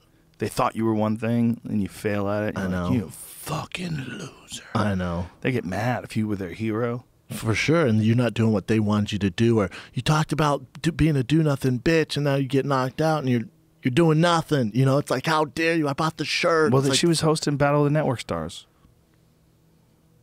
No. I don't know, man. I don't know. Well, Maybe she's just not into it, you know? I mean, I could see not wanting to fight anymore, right? You didn't want to fight anymore at a certain point in time. Little different, though. You know, she was she accomplished a lot more than me. You know, I love, my life now has never been better, man. Like, I love what I'm doing. I don't know. She doesn't have a thing like that, maybe. No. Yeah, maybe it was Battle of the Network Stars. I don't know if that's her season true 2? calling. I can't believe they talked her into doing that either. I don't know, man. You know? And also, maybe she made so much money, like maybe she's good there too. I don't know. But even if you make so much money, it's not about the money, is it? Yeah, everybody thinks that that's going to be enough to make you happy. It's not. It'll definitely be you in a position where you don't have to worry about bills. Now, maybe that's your number one problem, and then you're going to be happier. That's possible. But once you check that off, the other problems start to come up. You're like, all right, well, now what am I going to do? Like, I don't have a passion. What am I waking up for? There was a study on income, and one of the things they said was when it comes to like overall happiness. See if you could find this. I think they said everything over $70,000 a year is kind of a washout. Yeah, I thought it was 75,000, right? Something like that. Yeah, I remember somewhere the in that study. range. And like if you went from a bike to a car, happiness. Nice. When you go from a car and you just buy another car, and you have two cars, nothing changes in your life. That's not true. I agree. You need to drive my Corvette. Yeah, I agree. You know what the fuck you're talking about. The perfect salary for happiness is $75,000 a year. Wouldn't it depend where you live and what you like to do? Yeah, see, I don't know about that. For like the magic income, as people earn more, their day-to-day happiness rises until you hit $75,000. After that, it's just more stuff with no gain in happiness. That's someone who's never had a really cool Who wrote car. this? You never like had a deck that overlooks the mountain where you grill with your buddies. I agree. You never been able to go on these dope ass vacations. Never had a steak and a dick. Travel to Japan, get some sushi fresh out of the fucking ocean by some master chef. That private jet. Yeah, you can have some baller times. Hell yeah. Yeah, but maybe you get a fucking yacht, you rent it, and go through the Caribbean. Yeah. Come on. You do whatever you want. You get kids, you can take them on vacation wherever you want. You don't worry about that stuff. Get the fuck out of here. You That trying to guy's say full of shit. Dr. Phil would be just as happy if he made $75 million a year? For real. Get out of here. Bitch. It just depends, man. Bitch, It's on your fuck you and your lifestyle. study. Fucking bro. Yeah, you think Elon Musk would be super pumped to go down to about $75,000 a year? You think Oprah's fucking giving away cars making $75,000 a year? Do you think he would get that top shelf actress pussy if he was making $75 million a year? Not or up in here. $75,000 a year? No, even after $75 taxes. million a year. He would be like, damn, I'm struggling. 75 mil. Cut back on my security. They were detailing all the different shit that Johnny Depp spends money on. Dude, And it's just I like, love this stuff. What in the holy fuck? He is, I don't know what he does in terms of his substance of choice, what he enjoys, but Alcohol. he appears to be on a financial rampage. Didn't he have to like take a loan from his agent or some shit like that? Dude, Johnny Depp owns like 40 houses or something crazy. Something He crazy. owns houses all over the world. They said his security is like stupid, like $275,000 a month. Like, bro, you just need one guy. No one's trying to kill you. He's an animal, man. You're fucking Captain Jack Sparrow. No one's trying to kill you. He's a fucking animal, and he's got some sort of a lawsuit. $2 million a month spending. Well, you know, you gotta spend money, bro. Oh my God. Johnny Depp's ex-business managers allege she has outrageous spending habit of $2 million a month. You get yours, Johnny Depp. You go get yours, Dude, how does that happen? How does no one go, bro, you got to chill out on the $2 million a month? He spent $3 million to fulfill friend Hunter S. Thompson's dream of having his ashes shot out of a cannon. But that $3 was million? 45 luxury cars, $10 million a year to support his entourage, friends, and family, and $30,000 a month alone on wine. God damn, he's awesome. Baller! Baller. Balling out of control. That's how you do it, Johnny Depp. Yeah, he's lived a great life, though. Imagine those months, $2 million. 45 luxury cars? $10 million. That's how you do His that entourage shit. is having a grand old time. Personal lawyer Jake Bloom. Depp was living beyond his means and urged him to spend less and sell certain expensive but unnecessary assets to repay loans and pay his taxes and living expenses. He's just out of control. 14 houses. Listen, that's cocaine living right there, ladies and gentlemen. 14 residences. Acquire, improve, and furnish 14 residences. I'm trying to see that car collection. 14 residences, 45 luxury cars. Good Lord, Johnny. But how much money did he make in his career? I don't know. Oh, 650,000. Million. Sorry, Jesus, 650 million. That's a lot of money. Whoa. But $2 million a year. In the past 30 years, earned him an estimated $650 million. Being a rich movie star, however, does not necessarily bring great financial savvy. over the past decade. He got hustled, Mr. Depp son. paid more than $5.6 million in interest on overdue taxes, has lent millions of dollars to people unlikely to pay him back, and has unwidely splurchased, I love that word, splurchased a number of questionable investments, not the least of which is that town near Saint-Tropez. He bought a town. My man just said, we're buying the town. Call my manager, tell him we're buying the town. The assistant calls the manager. Johnny's buying the town. He doesn't talk to the manager. He was like, nah, so which house do you like? I like them all. I'll take the town. 5 homes. I'll take the all town. 5 homes. How crazy is that? Well, he owns a street in Hollywood. Like Oh, he yeah? owns like a bunch. Like Stanhope's his boy. You're Oh, allowed that's to right. say that because they're both white. Yeah, yeah. And Stanhope That like is has his to boy. go up to the street, and there's a dude with an earpiece waiting for him. And the dude with the earpiece takes him in a golf cart and drives him up to the top of the hill. And they own like the whole fucking block. But there's one dude on the block that apparently won't sell. Tight move to that guy. That guy's like, nah. Fuck it. I like this house. I've been here forever. Fuck off. Tight move. Johnny Depp wants all coked up, wants to buy it and improve. Actually, let's make this whole thing Just glass. we're gonna sail the 7 seas. We're gonna turn it black. The whole room black. The whole house black. I heard Nicolas Cage is even crazier spend. He buys castles and like knights equipment and shit. Ooh, that's Yeah. a good move. Him and Leonardo DiCaprio, I think, were bidding on some skull, and he had to return it because it was stolen from like the him. I forget where I looked. That's ballin'. When he bought a skull from King Tut's fucking And they had to return it. yeah, the Leo had museums to were like, return bro, a bunch of art. That's our shit. Leonardo DiCaprio had to return a bunch of art that was given to him by a guy who apparently stole it all. He agrees to return stolen dinosaur skull to Mongolia. Ballin'. That's fucking ballin'. Oh, that makes me feel good. 8 I made years some ago, stupid the purchases. skull of a Tyrannosaurus. What is it? What is that word? Tyrannosaurus Batar? skull? What is that? What's a Tyrannosaurus batar? Do you know what that is? Have you ever heard that before? No. How weird. Bro, how much do those go for? Dude, we were talking about, whoa, that's a dope looking animal. Damn, he bought that skull? Taborosaurus. Wow, that must be massive. So someone stole it.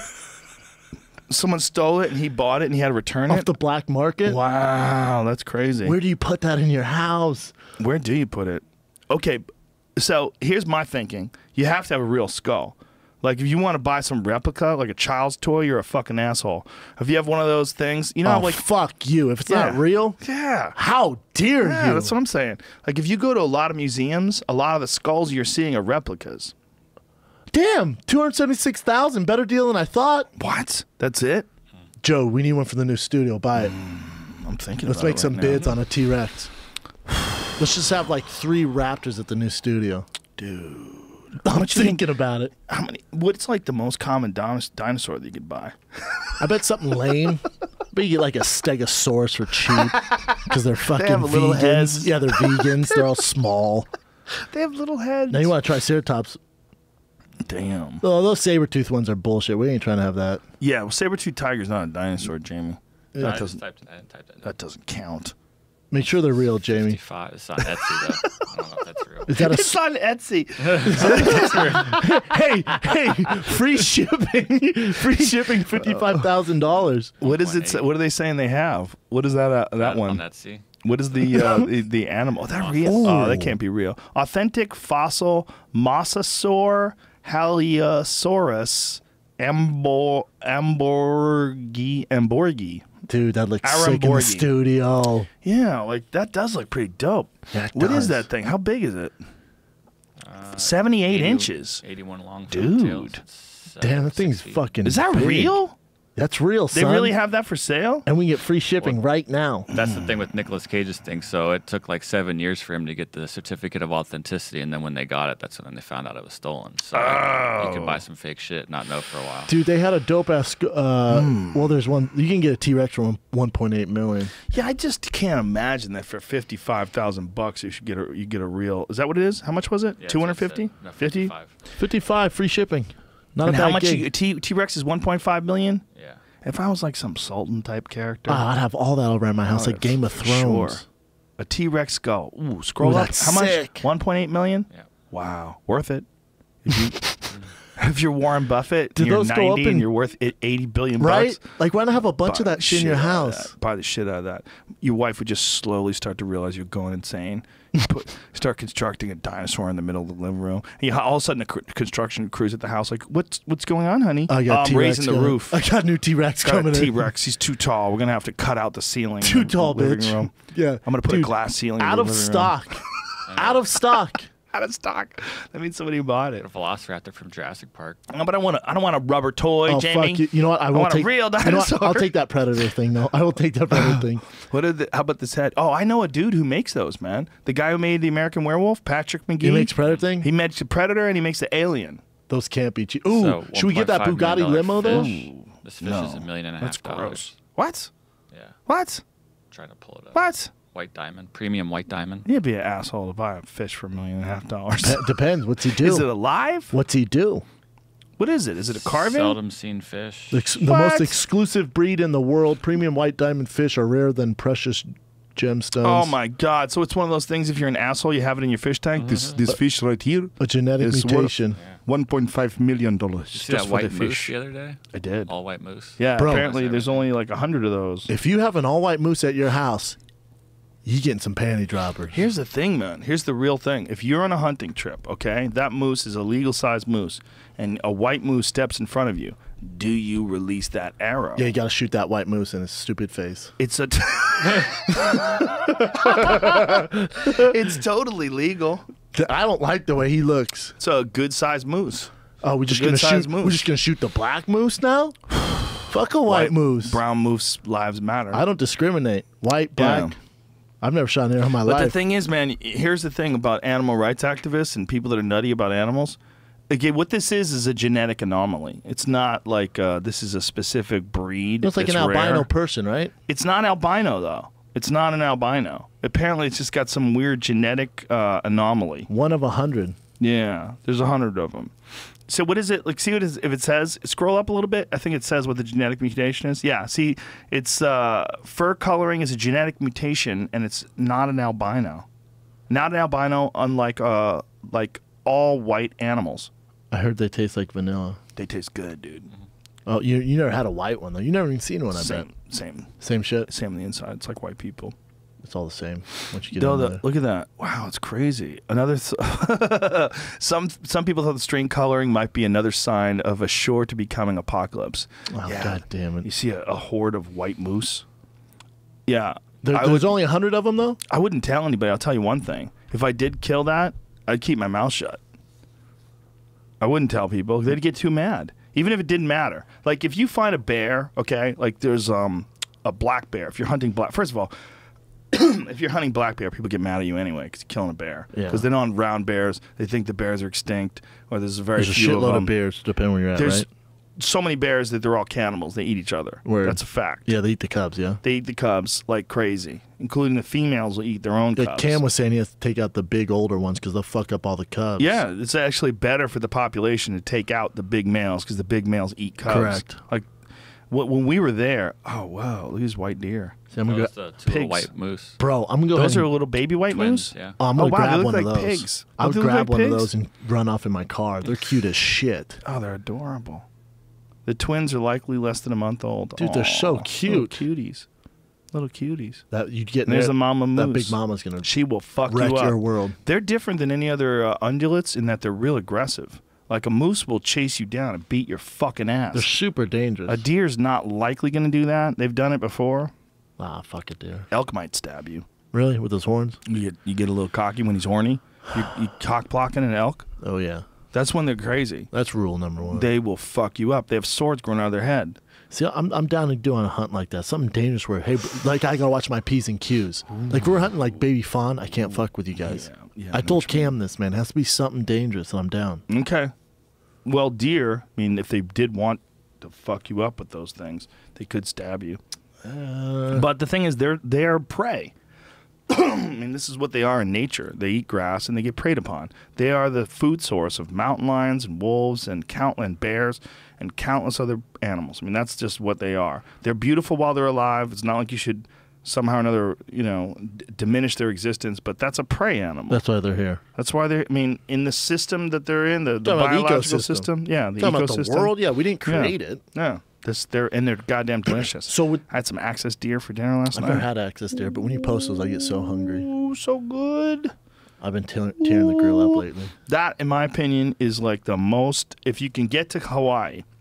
If you can get to Hawaii, that's the most ethical place to hunt because they don't have any predators, so they have to kill these animals. So they have like some insane number of deer on Lanai.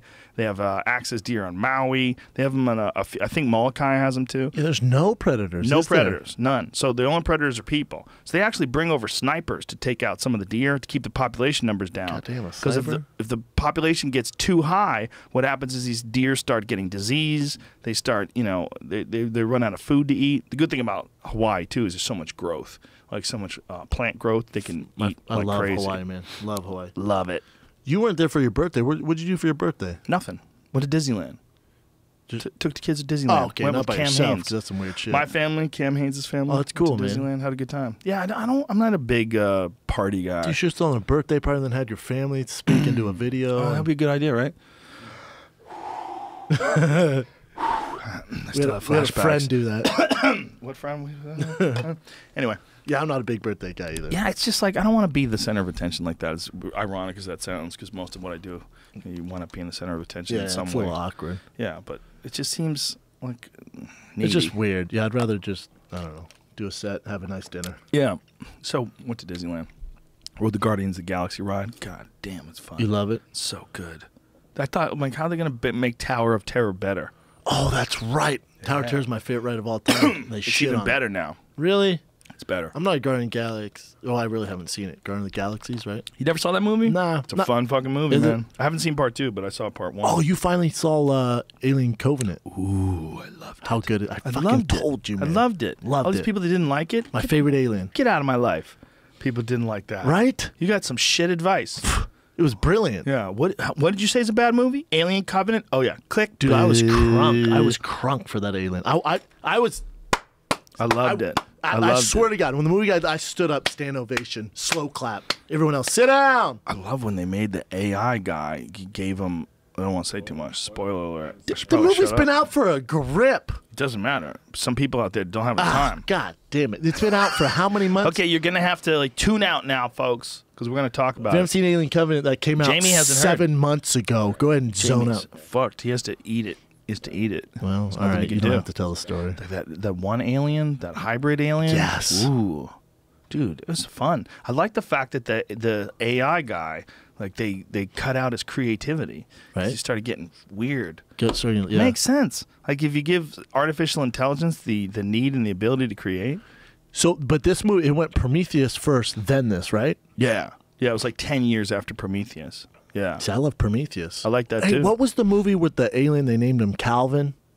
You know what I'm talking about? And Ryan Reynolds gets Life. fucked. Yeah, I like that too. Dude, I watch that on every plane. I watch that movie. I The love problem that with those movie. movies is there's cut the shit scenes, like when the Life one, where they're playing with it and they try these experiments with it and They shock introduce it. electric. Like, hey, come on, man. You doing this out in space? Don't you want to bring this back to Earth before you start fucking with it in some sort of No. secured laboratory? No, we can't. Because you do that, and then look, if we brought that bitch back to Earth, true. then you know what I'm saying? Yeah, I but- thought that movie was But so you think fucking they'd be good. doing things like zapping it and trying to like stimulate? They the thought he was growth? dead, though. Remember? And so they zapped him, then he went. Yeah, That movie was so that was dope. intense. He was That scary was as intense. shit. It was scary. You know, the problem was they gave him a little bit of a CGI face, and I was like, oh, come on. I didn't like that either. Like that demon whack. face. Nah, man, I don't need that. Keep him Calvin. I like how they called him Calvin. Yeah, because they couldn't make it too demonic, because then it would be Alien, which is True. the most demonic. That thing is the most demonic. That thing's so scary. Oh, it's awesome. God, I love that And that movie. tongue thing comes out. I like all the slobber and shit that comes out of its mouth too, with this big giant fucking bug head. Dude, have you been to the theater? It's right off. It's in Westwood there. I pick. No. You're talking. You get steaks. You can get chicken tenders. I mean, you got to be off your diet. Where is it? It's right off of I think Welshire Wilshire, and is it like it's called iPick. Like Cineopolis, that kind of shit? Yeah, kind of. There's a few of those now. You get the VIP. It's going to cost about $60 to get in the door. That's the way to do it, though. That's it, son. Ooh, where's that? That's it. Ooh, it's a small theater too. Yeah, you need to take your wifey there. That's the move, man. They have really good theater, food. less people. They have all alcohol drinks, steaks. I like it. They have everything, man. I like it. And you can look down upon the people who didn't buy the VIP tickets. It's cool. And judge them as they walk by you. Yeah. Oh, so there's people below you that have regular seats? Yeah, and you're like, get out of here, peasants. Move on, peasants. Don't look at me. What if they talk? Enjoy the movie, people peasants. Down below, they're angry about their position in society. They might start talking in the movie theater. I snitch on them.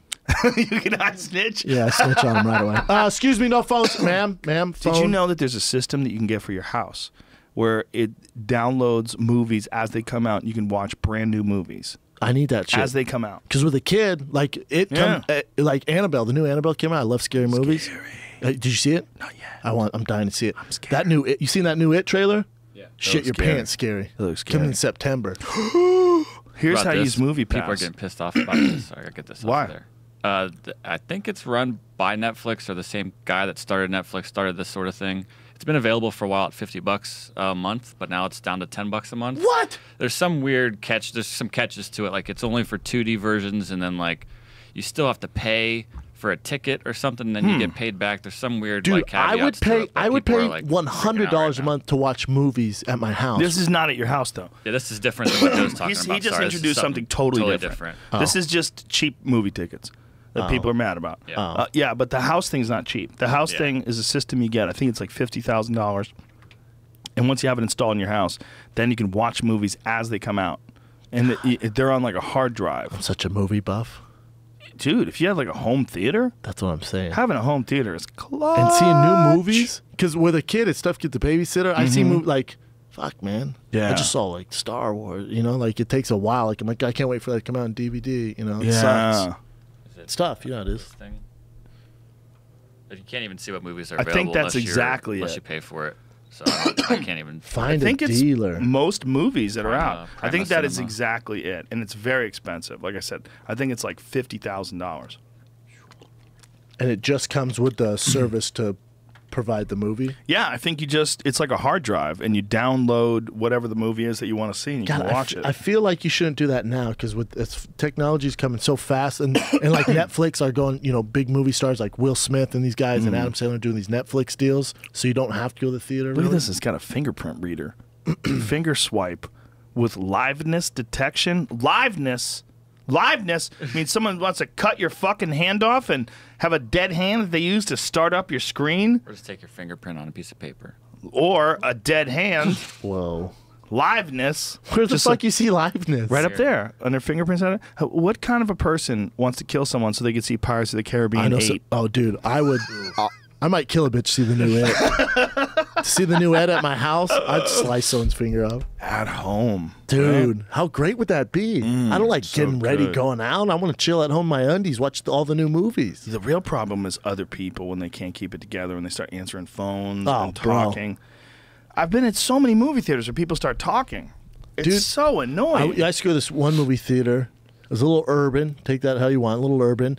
And they're in the movie theater, and homeboy in front of me just on the phone the whole time, and people are like, God. And so I go, bro, off the phone, man.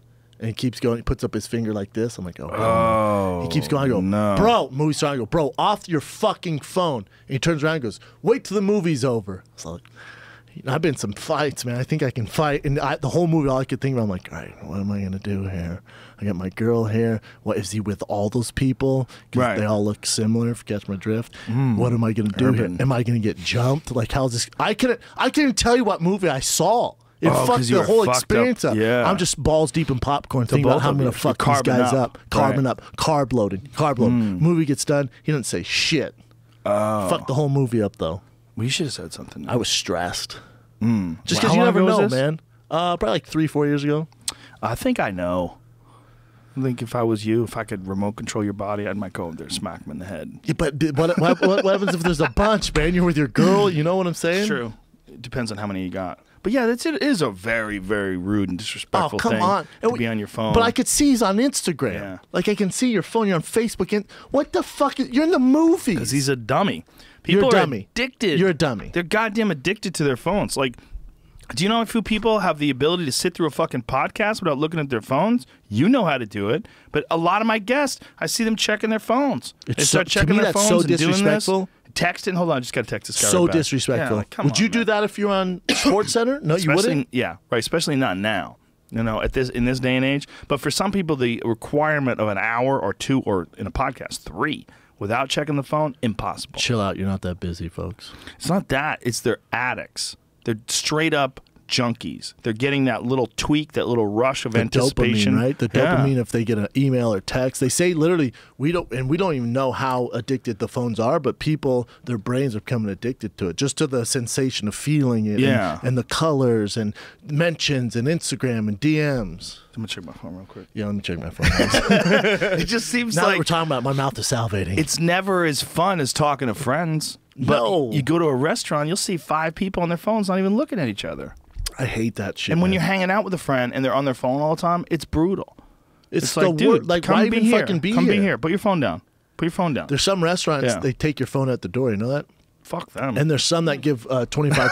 Then there's some, if you don't use your phone, you get 25% off. What? If you don't use your phone at Yep. all. So your cameras overhead? I don't know how they do it. Checking. Oh, You got gotcha. up. No You deal. checked it as No you got deal. up. No, you're in the restaurant. You checked it. No, I checked it when I got up from the table. No, it doesn't count. Don't get the deal, my man. I was taking a shit. I didn't have anything to do. You can't check it. Still, you check your In DMs. the restaurant. In the restaurant. I don't know how it works, but Can't yeah, be there's taking some people fake shit so you can check your Facebook. I took a fake shit just to check your Facebook. addicted, son. Yeah, man. People are super addicted. You and Joey Diaz are pretty good about calling. Oh, yeah. I call Joey's people. great. You're great. I like to Colin. call The other day, you people. and I text so much. I'm like, sometimes I don't know because you're busy. Sometimes I'm busy, so you got to text. When you're texting novels, it's like, fuck. No, we went back and forth. We had a question. I'm like, okay, I got to hear this. Yeah. We had to talk. Yeah, it's exhausting. Yeah, man. There's some people that just for whatever reason are tethered to the hip, and then there's some people that decide they can't use it at all, so they just go straight cell phone, like button phone, Flip phone. Yeah, like your flip boy phone. Ari. Aziz Ansari. Aziz Ansari's gone totally off the internet. I was watching some video with it was a reading a Vice article. I think it was Vice. They interviewed him and they were asking about it. He's offline. He's killing it. He got rid of his social media. Really? Got rid of all his shit. He's Doesn't hilarious. do anything. So did Ed Sheeran.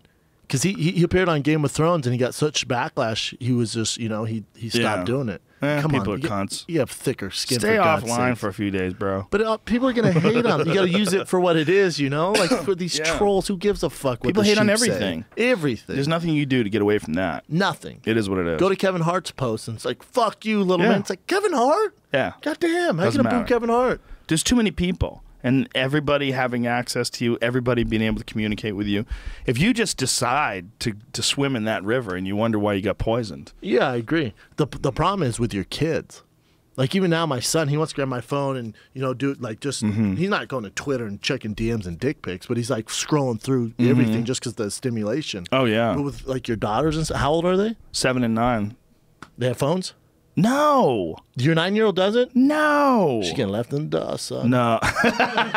She gonna show up to school and be like, look at this bitch. She doesn't have a phone. I wonder You how don't old they have are. though. iPhones? 8? If you give kids phones, you let them see beheading videos. You're letting them tune I'm into on the board. latest news. I'm on board, They man. can see that car run over those people at that white power rally. Yep. I mean, all that shit a kid can see, and they're gonna see. Their friends are gonna tell them about it.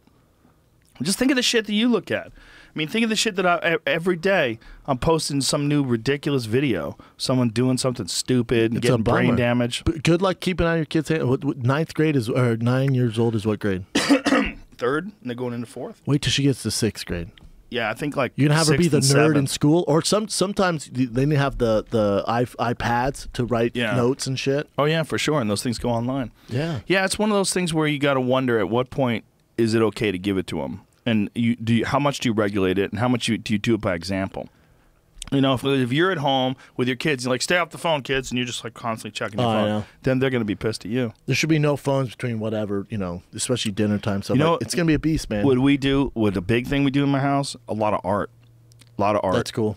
constantly, like they're always painting and drawing and doing shit. If you give kids that opportunity to do something, and then they get like in a pattern of doing it all the time, where they're not, their stimulation doesn't come TV and their phones. Yeah, but you let your kids watch TV or no? Yeah, we let them watch TV. We don't keep it from them, but we don't let them watch it all day. Yeah, no. So I think that, I think especially creativity is important for kids, because the more they realize they can make things, even if you could just make something out of paper mache or something where you're writing something, something that didn't exist. Like my daughter writes stories, like a story that didn't exist. That's cool. Now the story's written. Like you wrote it, you created it. Like you realize you read stories, you can also write them. Paintings. Make a painting, make a drawing. The more you realize you can create things, it's my thought that it opens up your idea of what's possible for your whole life. You can create things in your life. You don't have to bank on anyone. Yeah. You can create businesses. Yep. You can create a career. You can figure out like how to work hard at something and create it. I also think it's really good for their little brains to like make things. 100%. Yeah. For me, like it's weird because every morning I live across from a school. It's an elementary school. Yesterday was the first day of school, so there's all these parents dropping off their kids. I was watching the kids play outside, and I walk my son every morning. I was thinking, God, how the fuck is he gonna make friends? Like I saw all the clicks. I've never thought about ever in my life. I thought, how's this little dude gonna make friends? What happens if he doesn't make friends? They all make friends. How the fuck does this work? What are we gonna do? No, you can't. Is he gonna be the nerd? What are we gonna do? You can't be paranoid. I said, give me 10 push-ups. Even when they don't make friends, that's good too. Like, realize like what's wrong. Like why aren't you making friends? Like adjust your behavior accordingly. Yeah, well, don't be the introverted kid who's in balls deep into the comics, maybe. But or find other ones who also are. Yeah, I agree. Or do, and then take over the world like Hollywood. But it's the first time it ever crossed my mind. I saw all these kids playing. I thought, what happens if he doesn't make friends? I got to deal with that. What are you gonna do if your son gets older and he is like sort of introverted, kind of nerdy, and you see some predatory bitch move in? What if your son becomes like some super successful producer type character? Yeah. And you see some predatory coyote type woman just move in, about to leech on just him, runs him, tells him what to do all the time. Oh my God! You see it, you go over the house, and you're like, son, you can't let her tell you what to do. Dude, there's nothing you can do. There's the power of the pussy. There's nothing you can do. Do you know that feeling that you have when you see a friend is getting taken over? Oh my God! Like almost like a pod person, like one of them Night of the Living Dead. No, not Night of the Living Dead. It's like Avatar. What is that fucking movie? The Invasion of the Body Snatchers. Remember? The pod was under the bed. Movie. Never saw the movie? No. Dude, well, there's a couple versions of it. There's a really, really old version from like the 50s. What's the new one? There's three. There's a Donald Sutherland version, which is, I want to say like the 70s, which is excellent. A young Jeff Goldblum's in that movie. It's great. It's a great movie. And it's creepy. It's scary. And, like good special effects for the time. And then there's a more recent one with Jennifer Tilly, I think, is in it. Or Meg Tilly. Jennifer Tilly's sister. And they're pods? Also an actress. Yeah, what it is while you're sleeping, it somehow or another, like the fibers get a hold of you, like it climbs up, like if the pod's like near the bed, it gets a hold of you and touches you, and then it puts you to sleep and starts replicating you underneath the bed. So like while you're sleeping, it's like draining your body and replicating you, and then in the morning you're dead. You're like a dry husk. But then there's and this alien is underneath. Yeah. So this is Donald Sutherland. Whoa. As he's asleep, this thing was taking over and recreating him, and he woke up before it was too late. Man. Dude, it was a dope movie. That's Kiefer Sutherland's dad. Yeah. Is it? Donald Sutherland. I didn't even know that. No wonder why Kiefer Sutherland's so fufucked up. His dad was Donald Sutherland. That's Jack Bauer, right? If you grow up and your dad's a famous actor and you become an actor yourself, you're gonna be fucked up. Yeah, you're gonna be a little weird. That's the end. Oh, that must be the new one right there. That poster. What is that one? Invasion of the Body Snatchers. Yeah. 1978. No, that must be the 78 version. Because the newer ones. Oh, the newer one is below that in green. See it in green down there? Well, shit. No, that's the really old one. That's the 1950s one. Dude, it looks pretty sweet. There was one more that happened with Meg Tilly. I don't remember what year, but I want to say it's like maybe late 90s. I'm surprised they don't recreate it already. Yeah, there she is. Invasion of the Body Snatchers, The Dork Report. Or is it called Body Snatchers? Oh, it's just called Body Snatchers? Yeah, really? Oh, really? Yeah. I'll check that shit out. Do you know what movie was? That's the porn version. body extension. You know, what movie was dope. I watched on the plane with 1993. 1993. Okay, wow. That was pretty good. But it's one of those things like you don't even remake those things so many times. What was dope? I watched that movie with Ben Affleck where he moves to Tampa. He's like a mafia gangster, moves to Tampa. The Accountant. No. See, I thought it was The Accounting. I was taking sleeping pills, so I was a little out of it. And I thought it was The Accounting, and I was like, what the fuck? The Accountant. The Accountant. And I was like, that's not this. It was something else. That shit was so good. Really? Yeah, he's involved with a mob, and they want him to go run the Tampa Bay wing of it. So he goes down there. Oh, fuck, it was good. Huh. Oh, man, it was fucking classic. Was it? Yeah. How high were you? You're high as a kite. I might have been. Some fucking Ambien and shit. Dude, they don't work on me. Really? I took them in Australia, and people are like, only take one. I was like, I'm not that sleepy, so I'd pop 3 of them. I was fucking one eye open, just like Ben Affleck's the best ever. Live by yes! night. 6.4 on Rotten Tomatoes. People are fucking haters on my boy Ben Affleck. You fucking haters. They are haters on Affleck. Why do people hate on Affleck? Goodwill Hunting? Seems like a douche, though. How dare you? Did you ever see his argument with Sam Harris on the Bill Maher show? No, I haven't. Very uninformed. Huge mistake. He argued with Sam Harris about what's in Islam. Well, hey, Ben Affleck, listen, I'm going to say stay in your lane. I'm all over the place. But with Ben Affleck, Sam Harris? You never seen it? No. It's hilarious because Affleck doesn't know what to do, so he goes full social justice warrior and starts calling Sam Harris a racist and saying it's gross. You're so gross. It's so racist. He has no idea what he's so doing. gross. And then Sam Harris is like super calm. He's the problem. Like you can't like yell and argue with Harris because he will never go there. No, it makes you look super You look like a amateur. buffoon. Especially when he starts spouting out facts and explaining. God. We're talking about an ideology. Did Ben Affleck go on there to debate him? I think what it was is he was getting ready for Batman. This is my personal belief. It has no basis in fact, and it's just pure speculation. Bro, I think he was on steroids. Ben Affleck I think he was on steroids getting ready for Batman. He got jacked for Batman. He got jacked. And I think when you get jacked like that, you get a little fucking testy. You're racist! he had no data, just fuck you, bro. Well, he tried to sling a little data with Sam Harris, and he just got run over. Oh my God, what are you thinking? Just got run over, and everybody was super mad at him afterwards. Really? It was like, oh yeah, online they got torn apart. He just handled it very poorly. I see. I don't get the hate. Well, obviously he fucked up there, but I don't get the hate with Ben Affleck. He makes good movies. Geely, all right, you fucked up. People see that and they go, "Ooh, that's the real you." Well, that's it. But is it the real him, or is that him? Is that him, Bruce Wayne on steroids? Could be. Could be. Could be. I would think that. I've never seen him behave like that before, and he definitely got jacked for that movie. And when you're 45 years old or whatever he is, you just don't get jacked like that. No, you don't put on muscle like that. You don't put it on like like normal. that. It's not normal. Unless you're on some radical supplements. Which, if Hollywood called me and was like, hey, why don't you be Bruce Wayne? I'm going to get on that Gotham City cycle. I'm going to get on some of that clenbuterol to lower my body fat. Oh, I'm calling. Get all fucking Anavar'd up. Oh, release the hounds. I'm gonna they won't even need a mask. It's just going to be fucking. Look at that.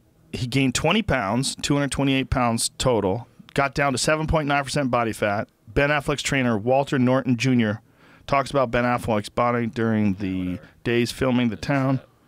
He lost 12 pounds for The Town. He was stronger in every lift. Hey, Walter Norton Jr., how about you tell us the cycle he's on? Cut the tell bullshit. Tell me the truth about testosterone. But if you're in Hollywood, is there a photo of him with his shirt off at 7.9% body fat? Because I think I'm calling bullshit on that. Me too. You know how low that is? It's very low. He never got that ripped.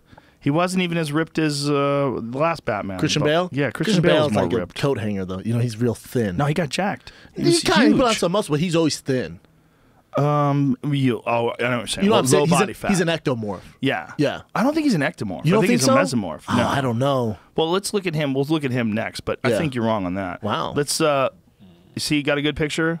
Pull it up so we can see. I mean, show us. What do we got here? No, that's not good. Shirtless. Say Ben Atlas. Is that him in a tank top? That him right there? He's fucking jacked. There's one right there. That's the Rock. Oh, that's the Rock's body. That's the Rock's body. Oh That's my God, he's jacked. That's the Rock. Oh, that's fake. Yeah, that's the Rock's tattoos. We'll go up to the one right there. That's not him either. That's Superman. Is it? Goddamn, Superman. They're next to each other, side by side. Hairy ass belly. Superman's jacked. Yeah. Ben Affleck is kind of sort of jacked. But Ben Affleck shirtless. That's Ben Affleck fucking dad mode, though. That's not him shirtless. What's that right there? That's still Superman. That's Wolverine. There he is right there. That's at the beach. Let me see. Don't know when that was. I'm not buying it. No. No clue when that was. Not buying it. I don't give a fuck if that was 10 years ago. You know let me stop this right now. That is so not 7.9% body fat. Go back to those pictures of him right there. That is not even remotely. That's not in the teens. That's probably 18. No. That's more like 20 around. Yeah, there. yeah. This is an Argo. Okay, different movie. Good movie. Oh, though. upper right hand corner. Upper right hand corner. No, that's not him, son. That's the wolf from True Blood. Dime piece. Joe Manganiello. Why are they lying here? Ben Affleck is ripped, sexy. You know who jacked. No, Chris Pratt got jacked. I don't know if that's real. That's him right there. That's Ben Chris Affleck. Pratt. No, That's Chris Pratt. That's not really that jacked. There was a scene of him in. That's how he used to be. Yeah. He used to be fat. I mean, he looks pretty good. Yeah, but that's not like The Rock jacked. Jesus Christ, That's- Joe, The that's Rock. jacked. That's the Okay, level. that's fake. All these are fake pictures. Who's that guy? That's American. That him in Batman? That's a suit. Oh, he's a though. suit, son. He's got a bullshit suit on. So there's. Oh, go to homeboy there. Gyllenhaal. Yes, Jake Gyllenhaal. Oh yeah, he did get jacked. You know who else got? Is that really Jake Gyllenhaal Yes. right there? Yes. God damn, homeboy got shredded. See, that would be 7% body fat. Yes, That's what what it looks 7% like. looks like. Go back to him. Now you're going to gay porn, Jamie. Stop it. Seen who it is. I'm just seeing who it is. Could have been Affleck or something. See if it's a guy I jerk off to. face. No, he's fucking super jacked. That's like there. 7% there. 7% so unheard of. That looks like a guy who's fighting in the UFC right now. Correct. Yeah. Jake Gyllenhaal's one of my faves. Yeah, see, that's the kind of dedication that I don't know if Ben Affleck has. Dude, I don't know if he can get down to that. Good Will Hunting, you Never did. saw that. No, I've never seen that. That's some shit. Now, go to Christian Bale. See, much more jacked. There's some good pictures of Christian Bale jacked. Type in Christian Bale jacked. That's pretty good right there. Really? Yeah. From the movie too. Yeah. No, he just looked more like a guy who could really fuck you up than I feel like Ben Affleck looks. True. No disrespect, Fat. No disrespect. Like right there, upper left-hand corner. Oh, Ryan there. Reynolds, first Looks team all body. Pretty fucking jacked right there. Yeah, he is. I mean, that looks like a real Batman. From that. Yeah. Oh my God. That's The Machinist. That was like one of the worst movies he ever did in terms of like the reception it got. How Was many it people bad? watched it? It wasn't bad. It was really weird. But the difference between being the skinny guy on the right-hand side, which was like him dying. I mean, he essentially starved himself almost to death. And then a few months later, he's the guy on the left. That's What him in the movie. Fuck. Yeah, he played a guy with narcolepsy that couldn't sleep and didn't eat. Look how skinny he got, man. He's How good of an actor is that fucking dude? I don't know if that's acting. That's just being a psycho. That's dedicating to that's Your dedication craft. to your craft. Yeah, your craft is starving to death. You're really good at it. I mean, the mental willpower. It's oh yeah, for sure. But it's really bad for your body. Oh, my and God, it's horrible. not good enough. It's not good enough of a movie. Dude, I'll tell you who got jacked was Ryan Reynolds Oh, he's jacked. Yeah. for Blade 2. First team all body. Oh yeah, that's right. Yeah, he That's jacked. Yeah. But why wouldn't you do that? If you're playing a fake character, I don't get why you wouldn't do a nice cycle. Oh yeah, for sure. Or you do the yeah, he's jacked. Yeah. Or you do the Gerard thing. What's that guy's name from 300? Gerard Butler? Yeah, they just CGI the fuck out of you. Do I all that. heard a hilarious story with that, where on 300, they're making the movie and everyone's doing CrossFit nonstop, doing the Spartan workouts, Right. and Butler's not showing up. And they're like, "What the fuck, man?" He's like, "I'm not doing this. I don't want to do that." He goes, "Just tell me when I have to be ready. I will be ready by any means necessary." They're like, really? He's like, "I got this," and then didn't do what everyone else did. And came fucking Spartan. Killed it. Yeah. Well, the thing about is that really what his body actually looked like? Yeah. Wow. But now he's So fucking he bitches, was- and they're like, "What the fuck?" He was super jacked, and then he let himself go. Wow, it's hard to maintain that fucking That's thing. not yeah. That's you can't maintain. How much is that. it real? How much is what he really looked like? Oh, go upper left-hand corner. This one. Yeah, what's that? Okay, that's more realistic. No, there's even a better one. Go that one. Set of tits on him. Let himself go. Imagine if you're a girl and you think you're fucking 300, and you get there like, God damn. And you feel that 300 pounds gut resting on the top of your ass while he bangs you from behind. Like this here. Hold up, girl. Just what gotta the rest fuck? it. What happened to Spartan life? Hoist that fucker up. It's a movie, bitch. Drop Get it over down there. Oh, God. You go halfway limp because you're doing coke all night. Woo! Just the worst night of your life.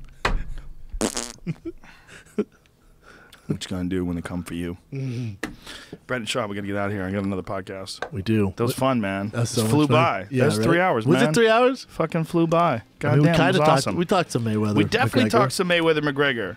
We probably made some MMA sites some awesome headlines. Do you have any prediction on it? Just you can't. What do you think? In your heart of hearts. This is what I like. I like shocking results. A shocking result is Mayweather comes out there, underestimates Conor McGregor, and Conor puts him at the fucking end of the rainbow. I love that. He's dancing with the leprechauns in a pot of gold. How did I get here? Because he's in fucking dreamland. Because he face planted. That's the exciting result. The exciting result is Conor McGregor becomes the greatest athlete the world has ever known and the most famous guy of all time. And MMA wins. I agree with you. All right, that's it. Love it, man. Love you. That was awesome. You're the best, man. You're the best. How can I be the best when you're the best?